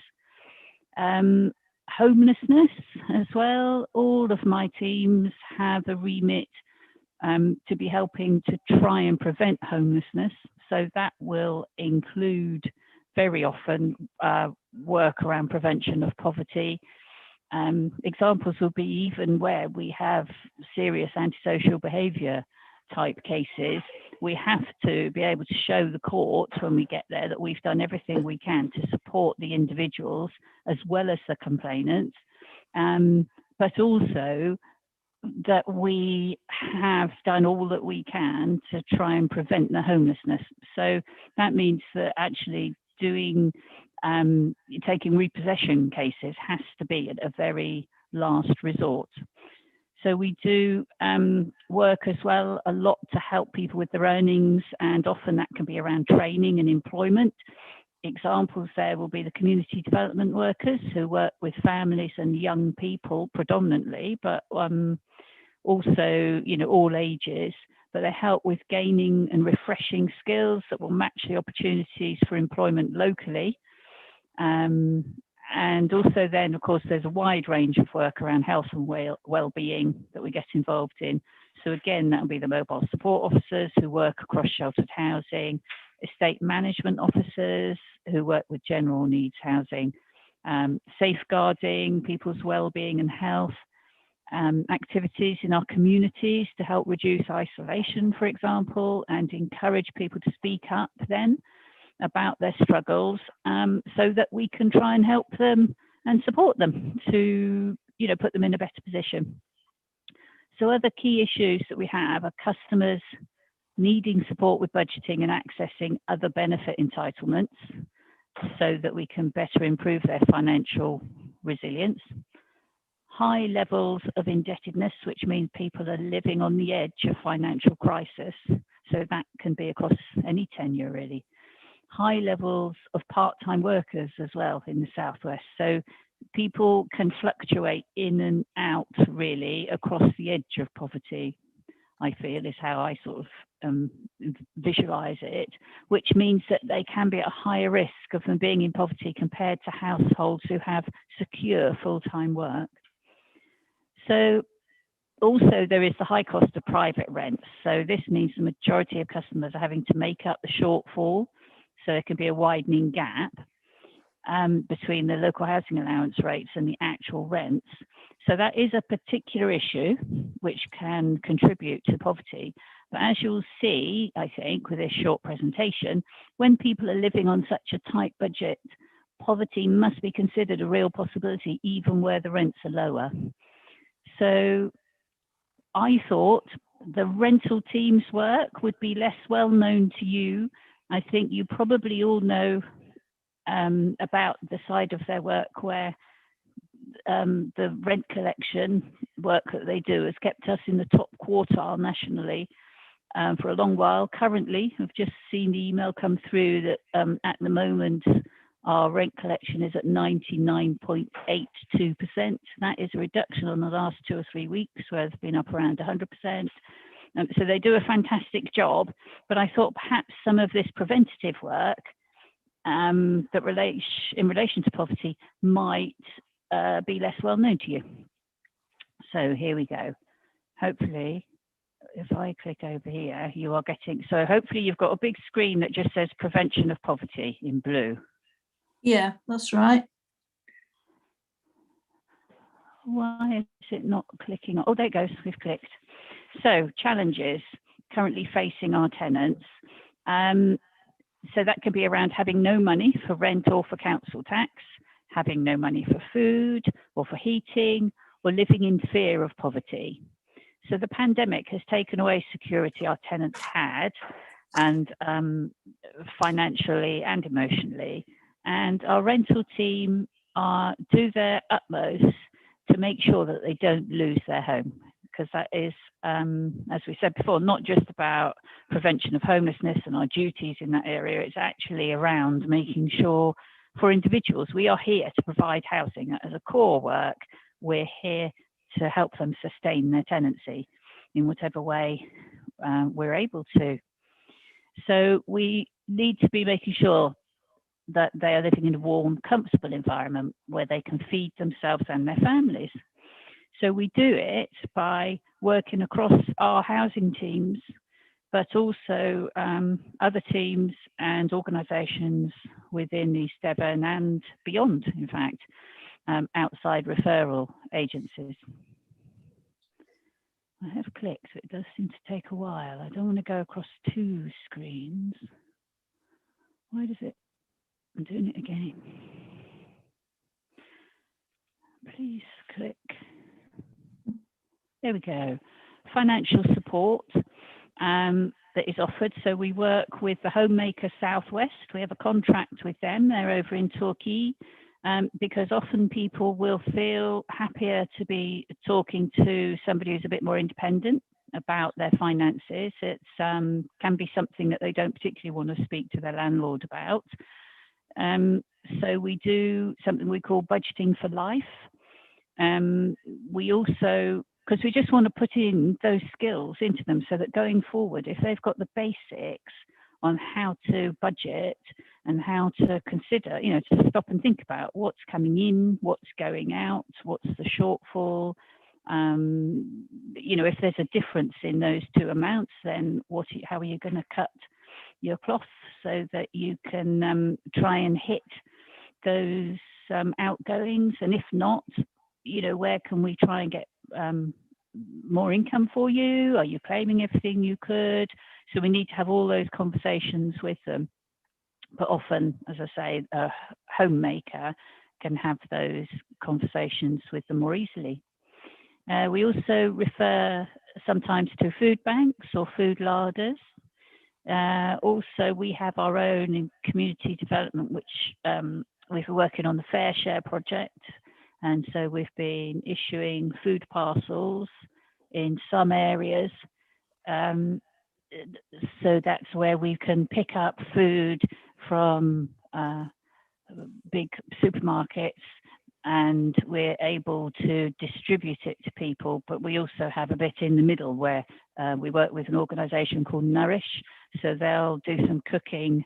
I think people find it a bit difficult to have a whole few bags of kale and then to think, well, what am I going to do with this? Whereas actually, if we can have cook up some nice meals for people, then sometimes it's easier to get people to link into Fair Share by us doing that. And we also are in contact with local charities who we will apply on people's behalf for grants and for white goods carpets were mentioned earlier, or any emergency furniture that's needed when a tenant cannot afford to replace items themselves, or when they go in and it's they're completely bare. So support and advice, our aim is to work with our tenant to ensure that they have the tools and skills themselves to manage their home and finances going into the future, because obviously we wouldn't have the manpower to actually be able to support people, all the people all of the time.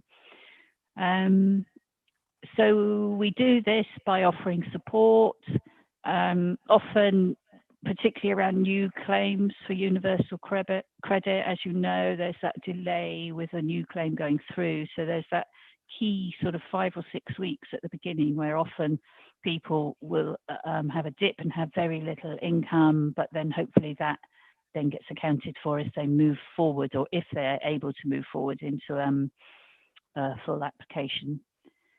We ensure they're aware that there is further help available, so we communicate with the DWP, Department of Work and Pensions, and help people with their journal and online application through Job Centre Plus. So we'll work as an intermediary and help them also with their internet, because some people don't have the skills straight off to be able to make those applications. So our rental team will do that, get involved in that where it's required. Council tax reduction and how to apply for it. So that's another leg of people that we need to get in touch with. So that will be through the benefits team and council tax teams. So rental help them to apply again online if they're not able to do that.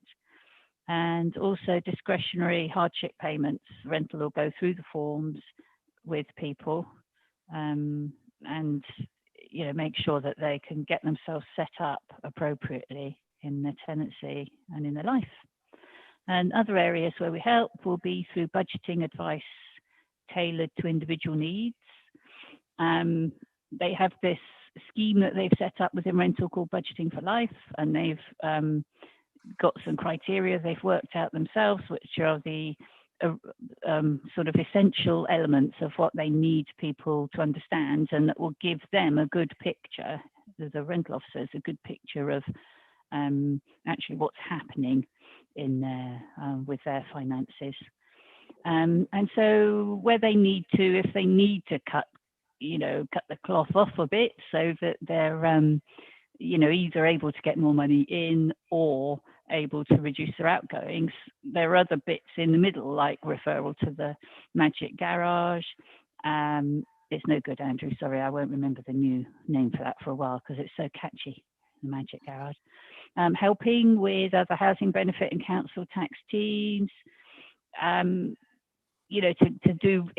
engage with them, because often they just won't engage with the official sort of benefits teams. So sometimes we can have a good relationship with them either through the mobile support officer or through rental, and we can actually then make sure that a plan, that they can see that's not a scary thing, it's a good thing. Let's try and help them get a debt recovery plan in place, because that will give them more stability. But one of the biggest things we do is we give them sympathy and understanding and reassure them that we're all working to help them keep in their home, and that actually it's okay and it's more than okay to talk to agencies. It's the best thing to do. It's the only way to get stable again and to get things set up so that you can just keep trucking forward. And not keep living on the edge, and that must bring such a sense of panic for some people.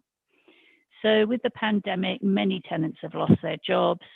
We've been putting in place payment plans to help while they apply for benefits, and then when the benefits come through, hopefully then they're set up for the coming months. So I thought perhaps the best thing to do would be to briefly go through 3 case studies. Well, I didn't think this, actually. Nitty thought this. So she's put together these case studies. So the first one is a tenant who was in severe hardship following a relationship breakdown, a lone parent with severe mental health difficulties. So rental referred him to Homemaker Southwest, who gave the independent advice, the Magic Garage and the food bank. So they helped him to prepare a weekly budget because he found this easier. A lot of people work on the monthly budget, but he wanted a weekly one, so they did that. They also, on his behalf, obviously with his agreement, wrote to his GP asking for a letter of support with full details of his medical condition, so that could be used to evidence for additional financial help. There were, which was successful. There were also then issues with the property, which we'd not previously been aware of. So with the help of property and assets, the Sophie's team got on top of those, and we also liaised with his utility companies to ensure he did not go without heating due to the debt on his account. So this helped get a debt relief order in place. He's in a better position than he was. The property is warmer, and he has furniture for his son's room, which he didn't previously have. So he no longer needs the food bank, and he now has additional benefits in place because he's unable to work. So this was successful, and it's all good, but we can't, in a case like this, just walk away. We will walk away as much as we can, but we do continue with monitoring periodically, and also not just so that we can keep an eye if we think, because we can do that from a distance anyway. We see, whether people are paying their rent or not, but sometimes whether they've paid the rent might be rather a late indicator as to what's going on for them. So also we want to maintain the relationship because we want him to come to us if he's, starting to worry about it or struggle or something changes. So we will continue to monitor, maintain that relationship, and make sure he's got the advice and support when he needs it. So that's the first one. The second case study is around a young male with autism living in a 2-bedroom flat. So he went into arrears while on universal credit and was subject to the bedroom tax. His partner had left, but was still on the tenancy. So he could only claim half of the reduced rent available to him. So his arrears spiraled despite having managed payments in place from DWP. We tried to get him to engage with Homemaker and also undertook to resolve his universal credit issues with the DWP. It took quite a while though, and it was difficult because he wasn't able to do it himself because of his autism. He failed, the engagement with Homemaker failed. It doesn't always work. Some people just still find it too difficult to actually, either share that information or go through it. So due to his difficulties, with communication, that just became impossible for him. So we just about got the universal credit issues resolved and a payment plan set up when his universal credit stopped as he'd managed to be placed in a local job. So that looks on the face of it like, oh, great, that's all good. But in fact, he had no eligibility for any universal credit at that point as well, because his income was just on the threshold amount, meaning that he was worse off in real terms than if he'd stayed on universal credit. So obviously we're talking to him about his income and saying, look, you know, you may decide this isn't the job for you, and that you know, try and get one that's actually going to lift you up from that position. But he's now financially unable to afford the tenancy unless he returns to not working and claiming or finds a higher paid job.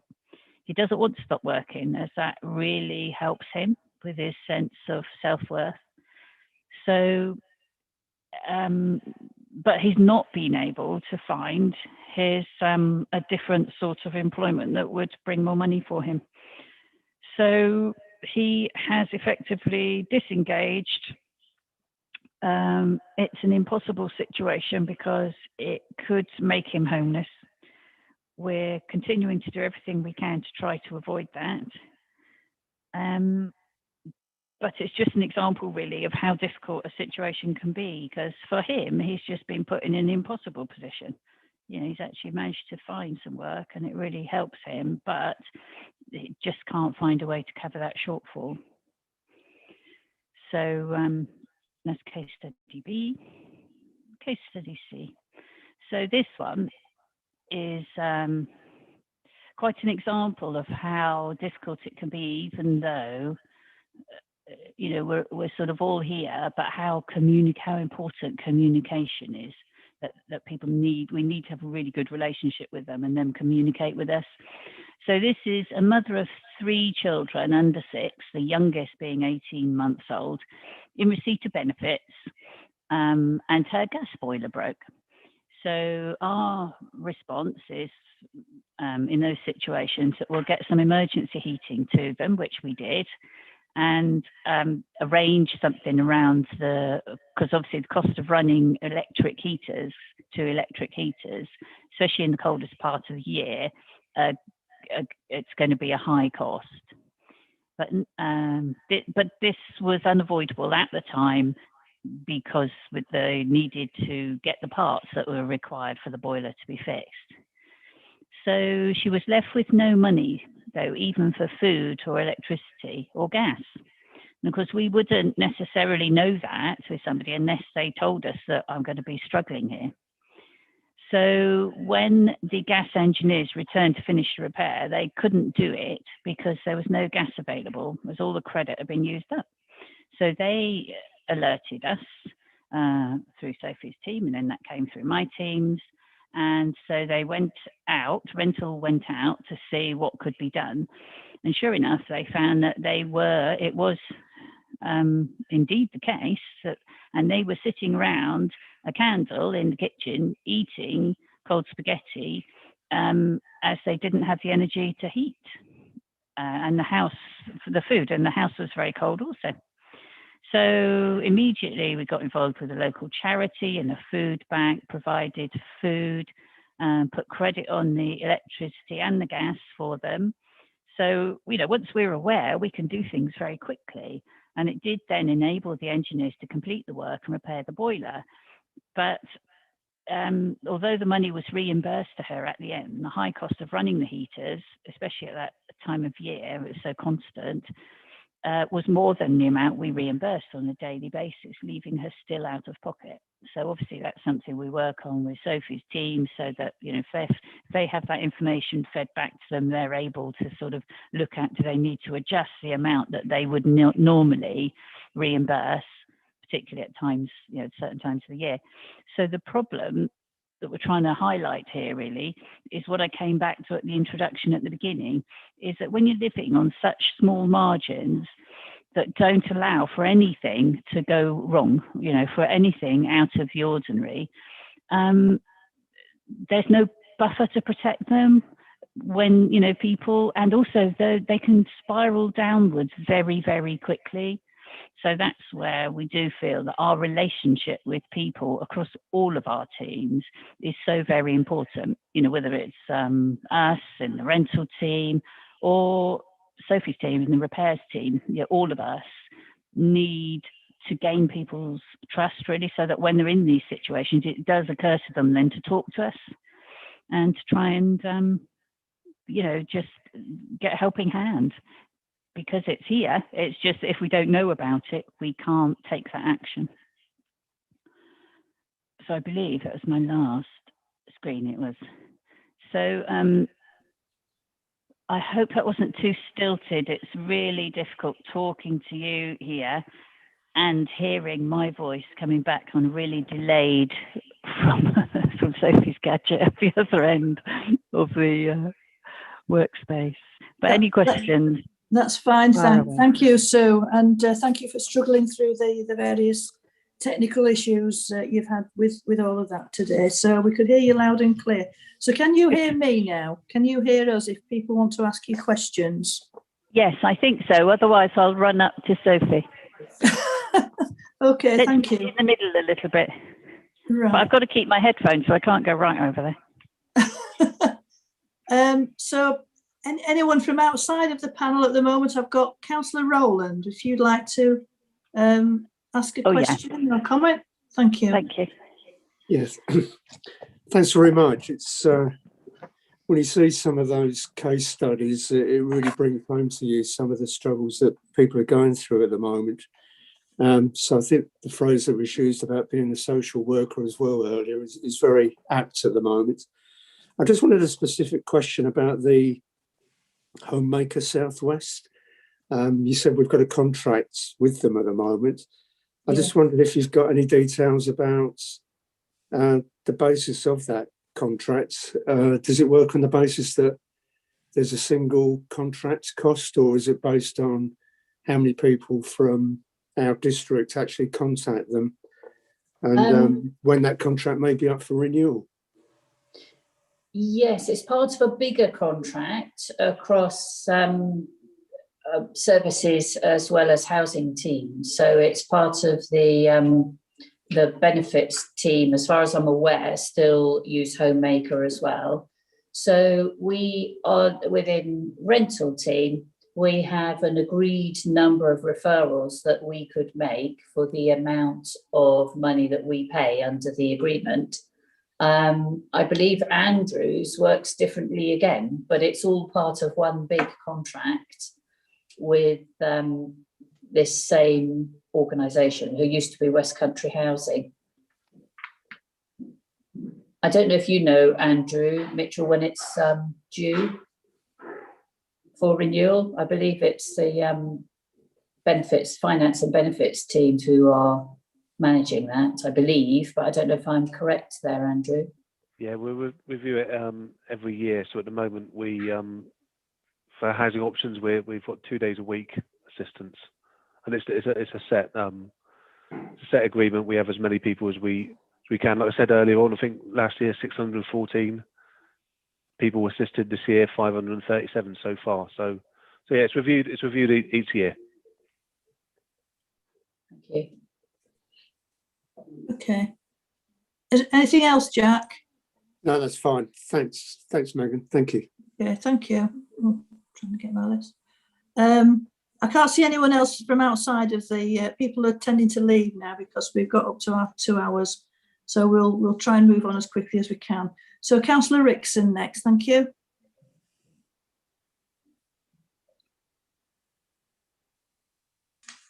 I was just wondering, I mean, this is just appalling to hear the problems that people face, which is obviously representative of incidents which are happening in our area. What sort of proportion of people have we already identified maybe as being in this vulnerable category? And do we do any profiling at all to try to preempt this? Because presumably the answer is to tell them ahead of time, don't wait, ask. we may be able to help you?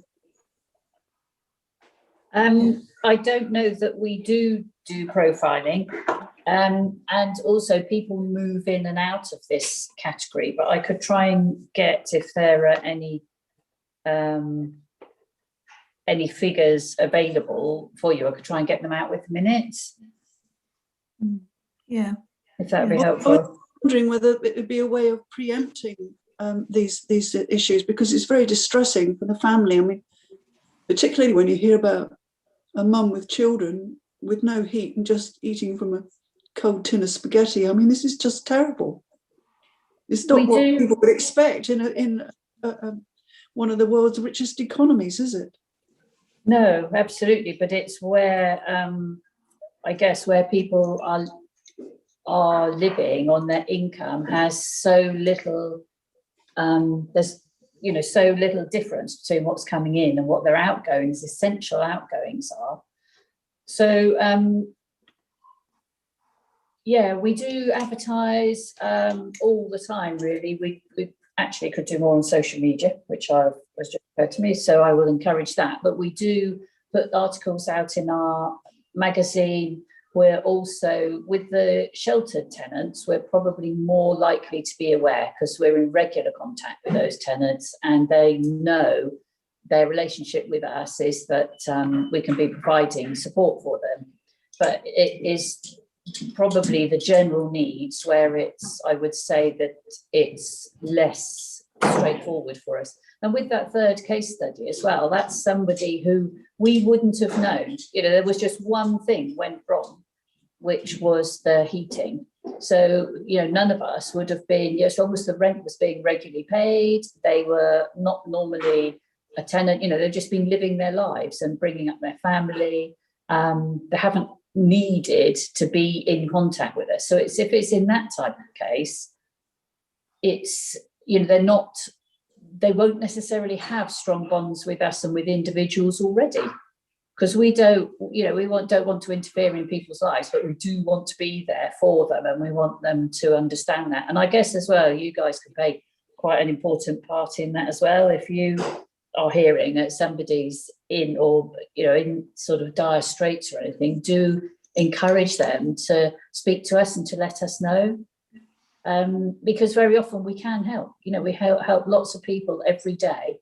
But there will always be some who just don't want to engage with us and they're proud or don't want to tell us, especially if they've got in some debt already.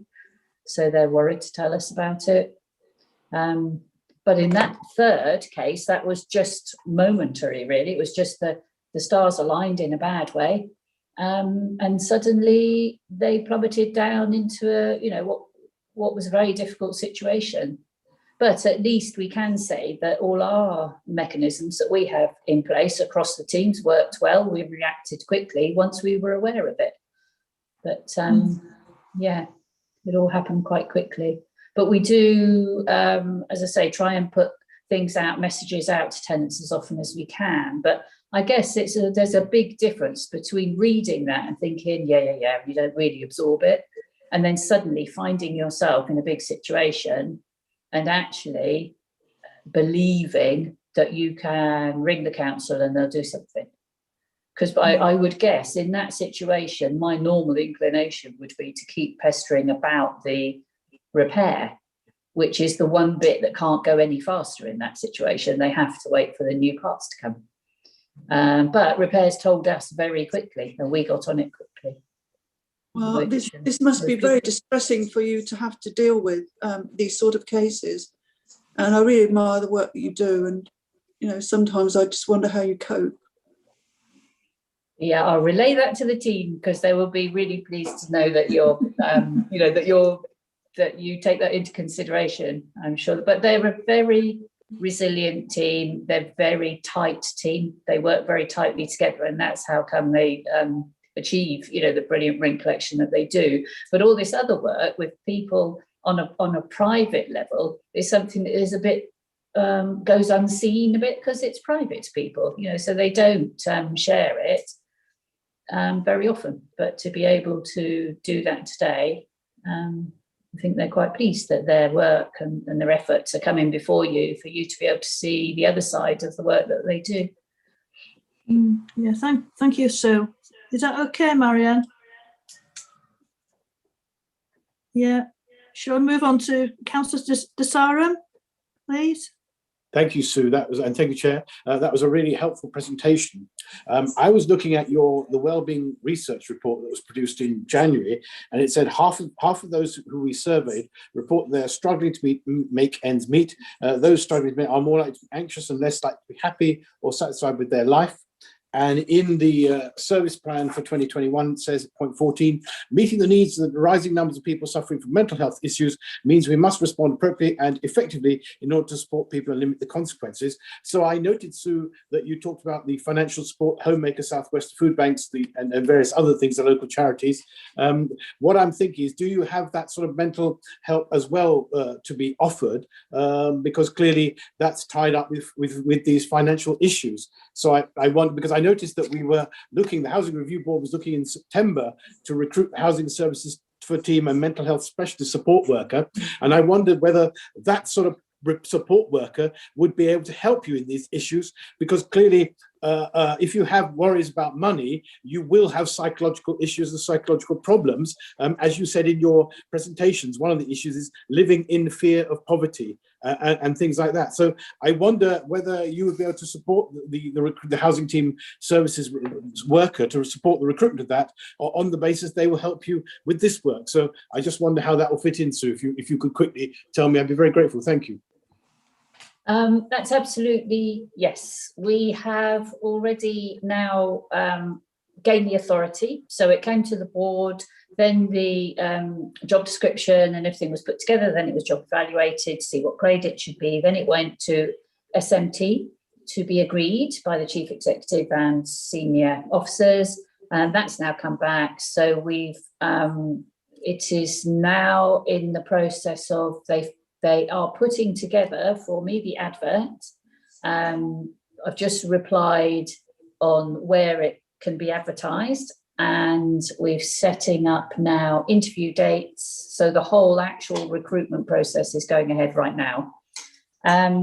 So yes, the idea is going to be based within the sheltered housing team, but it's going to be a facility or offer a service that is there for all of the team. So absolutely, I think that's a really good point, that the sorts of cases that rental will probably be referring will be around some of these living in fear of poverty type cases. But it could be that they'll be helping support with cases across all over, really, or all over our housing teams. But yeah, very welcome by the because we talked about or you mentioned the resilience of the staff, or Councillor Rickson did, but actually it is really difficult for them to, it really does play on your heartstrings sometimes. You do your best for people, but then having to walk away and hope that they do follow your advice, and trying to get the balance right in the amount of support that you give. So I think this new worker will be really helping staff as well with their peace of mind. That's really positive. So I think that is a key message to take away from the fantastic work that you do. Thank you. Thank you, Bruce. Councillor Allen, please. Thank you, Megan. Every time I hear from Sue Booth, I'm astonished at the complexity of the work that her team do, and absolute full of admiration for what she does and the whole housing team's complicated work. I'm also very well aware that emergencies do happen. People suddenly fall into poverty. And, when I was involved directly in the food bank, you just found people coming in absolutely devastated. It's a horrible situation, and that's one of the reasons why I was so much wanting to get a poverty strategy clarified through this work. it struck me that between Sue's and Andrew Mitchell's work and Libby Jarvis's work and others, that we really need some kind of approach to improve jobs. And the interface between the economic development and this housing area and Libby Jarvis's group is one of the best things that we could possibly do in this strategy development. But I'm still concerned that the inclusive economy thrust in this isn't as strong as the excellent work being done under John Golding. All I would say, because I've got to leave soon, is that I really appreciate that Helen Wareham's coming into the situation to summarise all the excellent work we're doing. What I would want to see for the future is some real clarity on how we involve community, industry, and the council in putting together some solutions which are on the ground workable solutions for the situation where suddenly people are in poverty. If we can crack that one, we can possibly work forward to a situation where there is a much better chance for people to recover. All I would like to say is, Megan, John, thank you for all the work that you've put into this. Please, can we come up with a final budget and get it through agreed as a strategy for the coming year? And thank you so much, Joanne and others who have presented so well today. Thank you very much indeed. Thank you very much, Mike, for that. Much appreciated. So I can't see any more. I can't see any more hands at the moment, and I would like us to move on because it's we're way past our time of finishing normally. But it's all been really useful stuff, and I think it's really important that we heard all of that from all of the speakers. So thank you very much to Joe and to Andrew and Sophie and Sue for all your really invaluable contributions, and we'll pass on, if you're happy for us to do that, pass on your details to members in case they need to ask any further questions of you. And thank you to everybody who's contributed to the discussion. So thanks a lot. Okay, then, so shall we just move on now to Helen? Item 6, review of council poverty-related activities 2021. Helen, Public Health Project Officer, thank you. If you'd like to go through your report and what you want to tell us about it. Chair, and good afternoon to the panel. Thank you for asking me to help you today. So I wasn't planning to go through the paper in full, but just really to make sure that you've all seen the paper. It was sent round last week by our colleague Sue. It's an annual review of just some of the council activities which we've done over the past year to help mitigate the effects of poverty. It's only a brief overview of relevant activities, and I compiled it from information that was readily available in East Devon District Council's published service plans. So what I did was review all of the services, but it isn't intended to be a comprehensive list of all the activities. I checked the activities listed by each service, and I just highlighted the ones that I found that I felt contributed. So it follows on from the review of activities in 2019-2020, which I presented to you in January. And again, this current review for the year 2020 to 2021 is intended to be a benchmark to illustrate those activities by our services. And it does again show that we're not starting from scratch. So as I just tried to say a minute ago, it covers the year 2020 to 2021. So that is the year of the coronavirus pandemic, and therefore it clearly wasn't a typical year. So just to summarise, it gives a flavour of work by our services performed during the year of the pandemic, and goes alongside the development work by the panel and John Golding of our strategy, the poverty strategy. And inevitably this year, the focus has been on support provided during the pandemic. I structured the annual review along the 5 themes that John Golding identified for the new strategy. So just as a reminder, those are helping people on low incomes, strengthening families and communities, developing an inclusive economy, housing, obviously, and improving health. So I think the point of this review now brings us up to date and leads us well into the panel's work and John's work encouraging services to identify and deliver smart actions for the coming year. Thank you. Well, thank you very much, Helen. That's great. Thank you. It's really, really useful summary, really, of what's been happening this last year. And as you say, it's not typical, is it? Because of the year we've had, it's not at all typical, but there's a lot of work already going on. So that's really brilliant.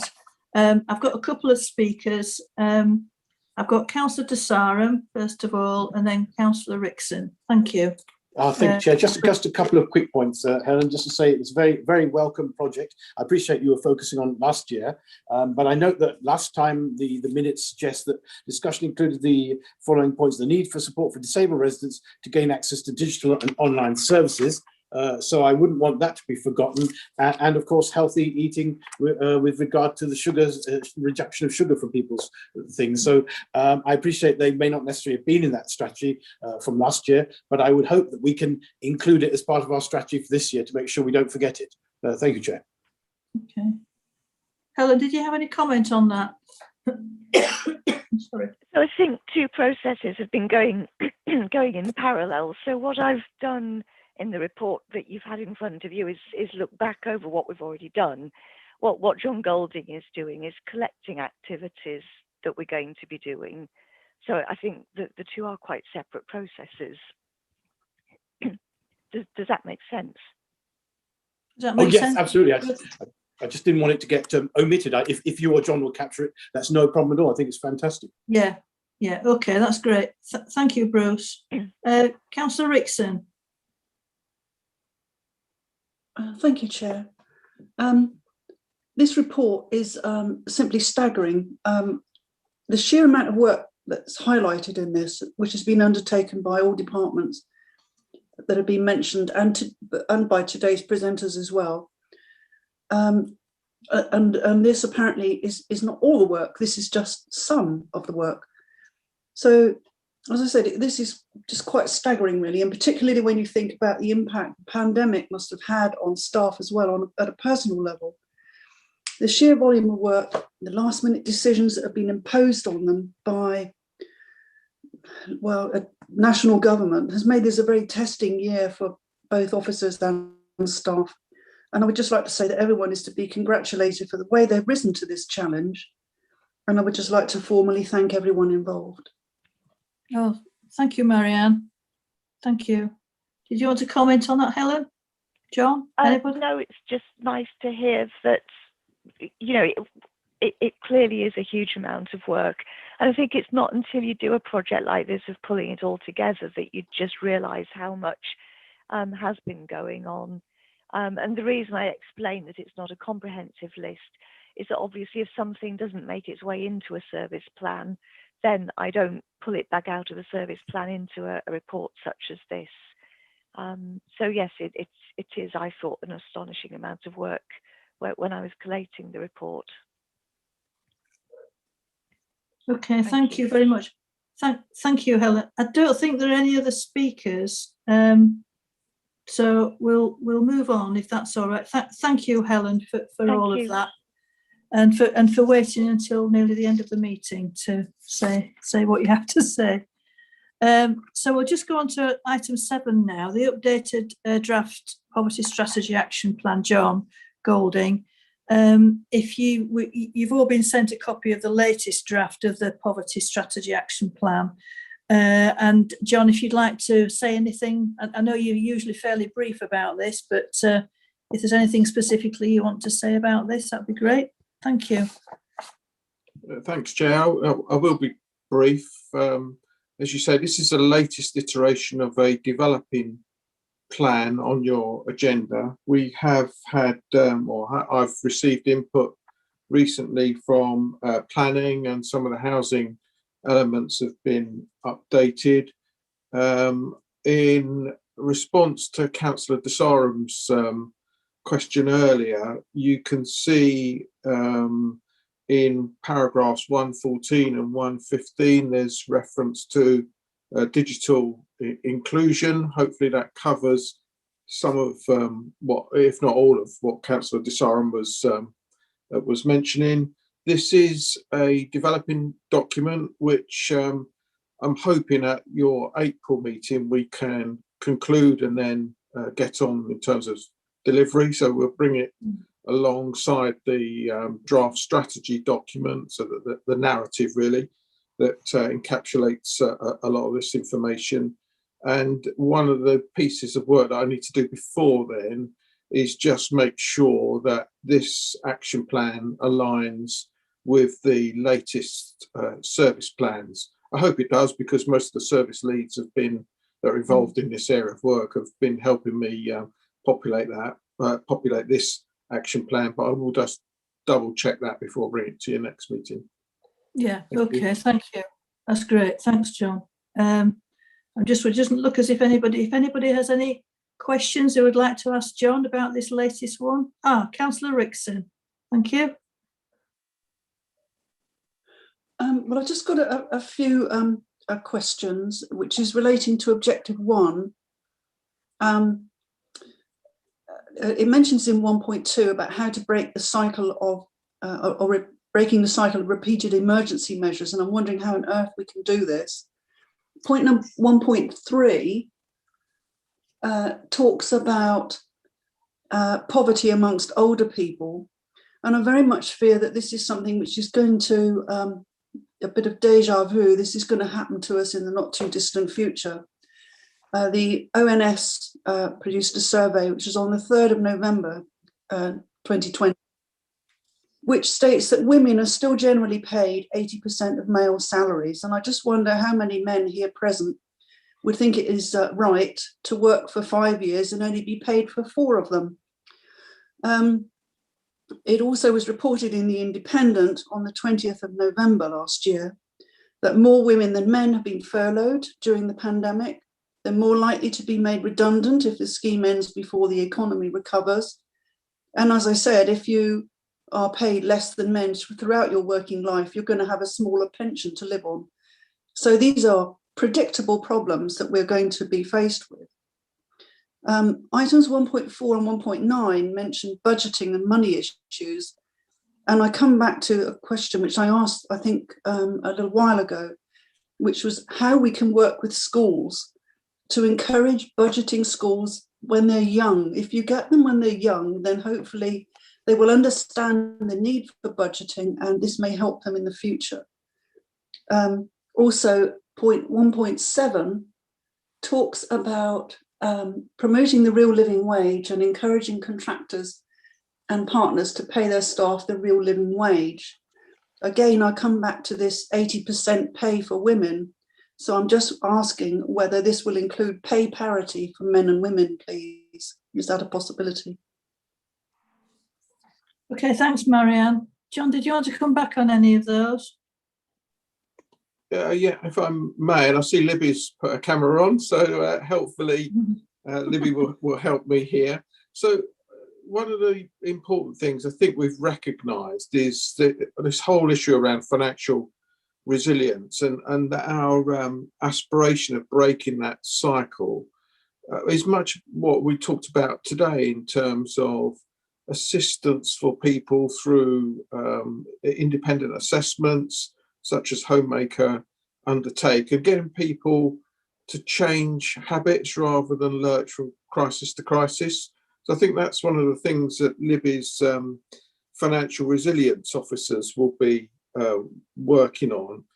And so much of what you've said, Marianne, is somewhat out of our control. So, you know, things like pay rates and men versus women pay rates are things that we need to lobby on, I would suggest. And they're things that the government need to address on our behalf. But we can lobby on those issues, and there are a few areas, and maybe I need to add a few more in the action plan where we're suggesting just that. Libby, do you want to add to that? Yeah, I was just going to pick up on the point, thank you, John, that Councillor Rickson mentioned about how we're going to measure cases of sort of building that resilience so that we don't have that repeated crisis. One of the things we're looking to do is through the funding that we're giving through emergency support is, and doing that wider support around financial resilience, is then getting in contact with those people that we've supported later down the line to see if that's making a difference or whether issues are starting to creep back in again. So some of what the housing team were describing about that ongoing support that they do with their tenants is that we're looking to, when we've dealt with someone who's needed sort of financial emergency assistance, that we don't just then not then touch base with them further down the line, so we can see if that work is making a difference. We're also working with Citizens Advice, Tim Bridger, who presented at the last poverty panel about how they can do some of that follow-up work in relation to whether their work that they're doing is making a difference, and looking at what measures we can put in place. So it's definitely on our radar, because that's the real benefit of actually these interventions, about actually whether they are achieving that wider support and getting people out of poverty. So we are looking at developing some measures on that. I hope that helps. Okay, is that okay, Marianne? Yeah, thank you.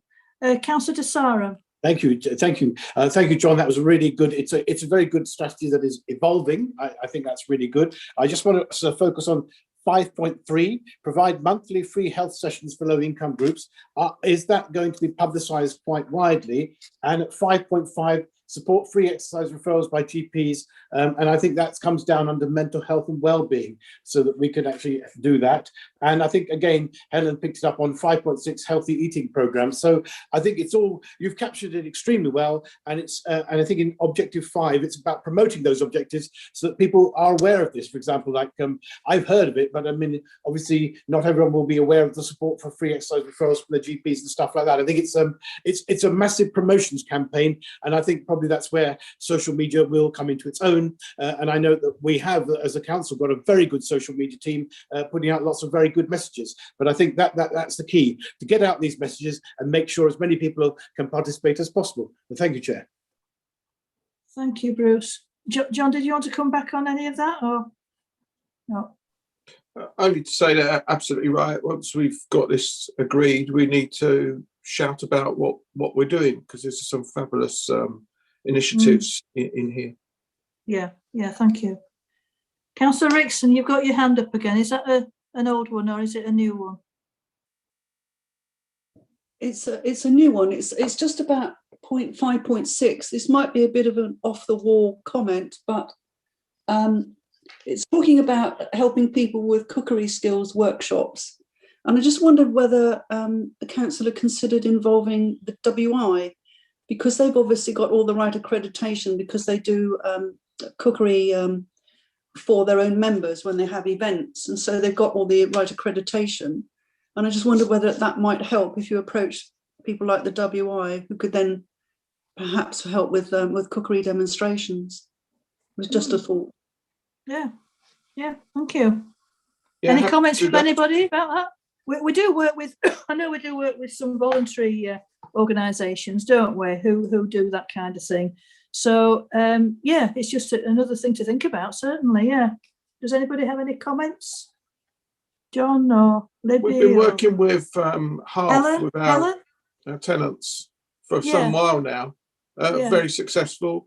I'd like to extend it through this action. I think we can extend it wider. Yeah. And if there are other groups that can assist us in that, then that would be great. Yeah, thank you. Yes, I think thank you, Helen, yeah. Councillor. I'm sorry, I don't seem to have a blue hand, which is why I was waving at you. I was just going to confirm, as John said, that we work with Project Food, which was the charity called Half till a few weeks ago. I like the idea of the Women's Institute, though, so we can definitely look into that. And by coincidence, I've actually, in a few minutes' time, got a meeting with some county colleagues and a couple of other staff from East Devon District Council about food. So we might be going into all of this agenda in a bit more detail in a meeting that's happening shortly. In which case, I'll feed back to John. Yeah, please. Anything that's relevant for the poverty strategy. Yeah, thanks, Helen. Thanks you. very much. Okay. Well, I don't think I can see any more blue, any hands, yellow, blue, purple, whatever hands there. So do you have anything final to say on that, John, or are you happy for us to move on? No, okay. I'm sorry the meeting's gone on longer than we thought, but we've all been fascinated by these speakers today. We've all had a lot of questions, so that's good. And thank you for bearing with us, the ones of us who are still here. So just the final item is the date of the next meeting. Will be on the Monday, 12th of April. So by then, as John has suggested, we should have a final draft of the poverty strategy, the action plan. And we may well be asking, I don't know whether John has any further information about this, possibly Jamie may be coming along, Jamie Buckley, our Community Engagement and Funding Officer, to talk about her kind of work. But do you have any thoughts on that yet, John, or shall we just wait and see? Yeah, no, I think the one area for me that we could just round off on is some of the work that we do with the community and voluntary sector, and particularly the work that Jamie does. We've touched on our community development people in housing today, but in order to try and bring matters to a kind of a head, if you like, so that we can present a strategy from the panel to Cabinet, I would suggest we do that at the next meeting, and then we can talk also about the panel's ongoing role, if you want an ongoing role for the panel in terms of oversight, monitoring, looking at emerging good practice, those sorts of issues. I would suggest we could have a discussion on how the panel might morph into a slightly different animal going forward. Yeah, that's good. Okay. Well, it's nice to think that all this work is hopefully going to be initially concluded, at least with the strategy, but that's where the continuing work continues, the ongoing work that we're doing already. I think, Libby, did you want to say something there?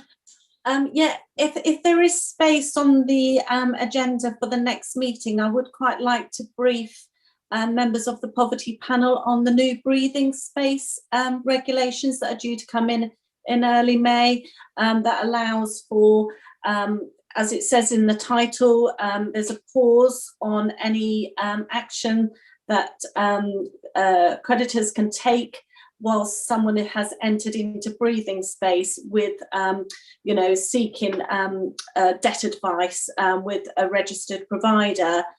We have to legally put all debts on hold and until the outcome of that for 60 days. So I thought it would be useful to brief members of the poverty panel, if they're interested, on what those new regulations are about, because they take effect from early May. And of course, as an organisation that collects debts, whether that's through council tax, for housing rents, we're also a creditor as well, so we will be subject to those new rules. Right, okay. Well,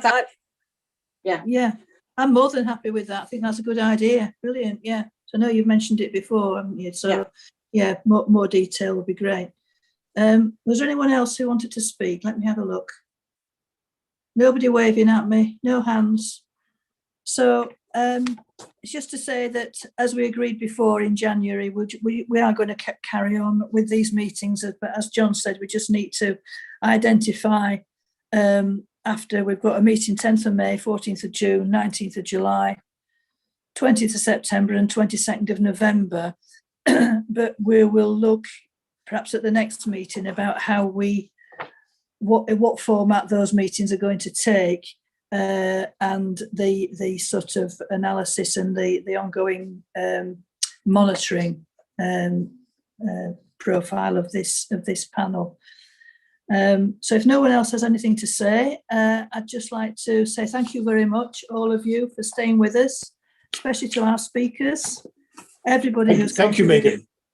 And I'd like to thank everyone and the public watching online. Can I just remind all those present, the supporting officer will confirm when the meeting is no longer being recorded or going live. Thank you, Megan. Thank you. Your comments will be live to the public. Thank you.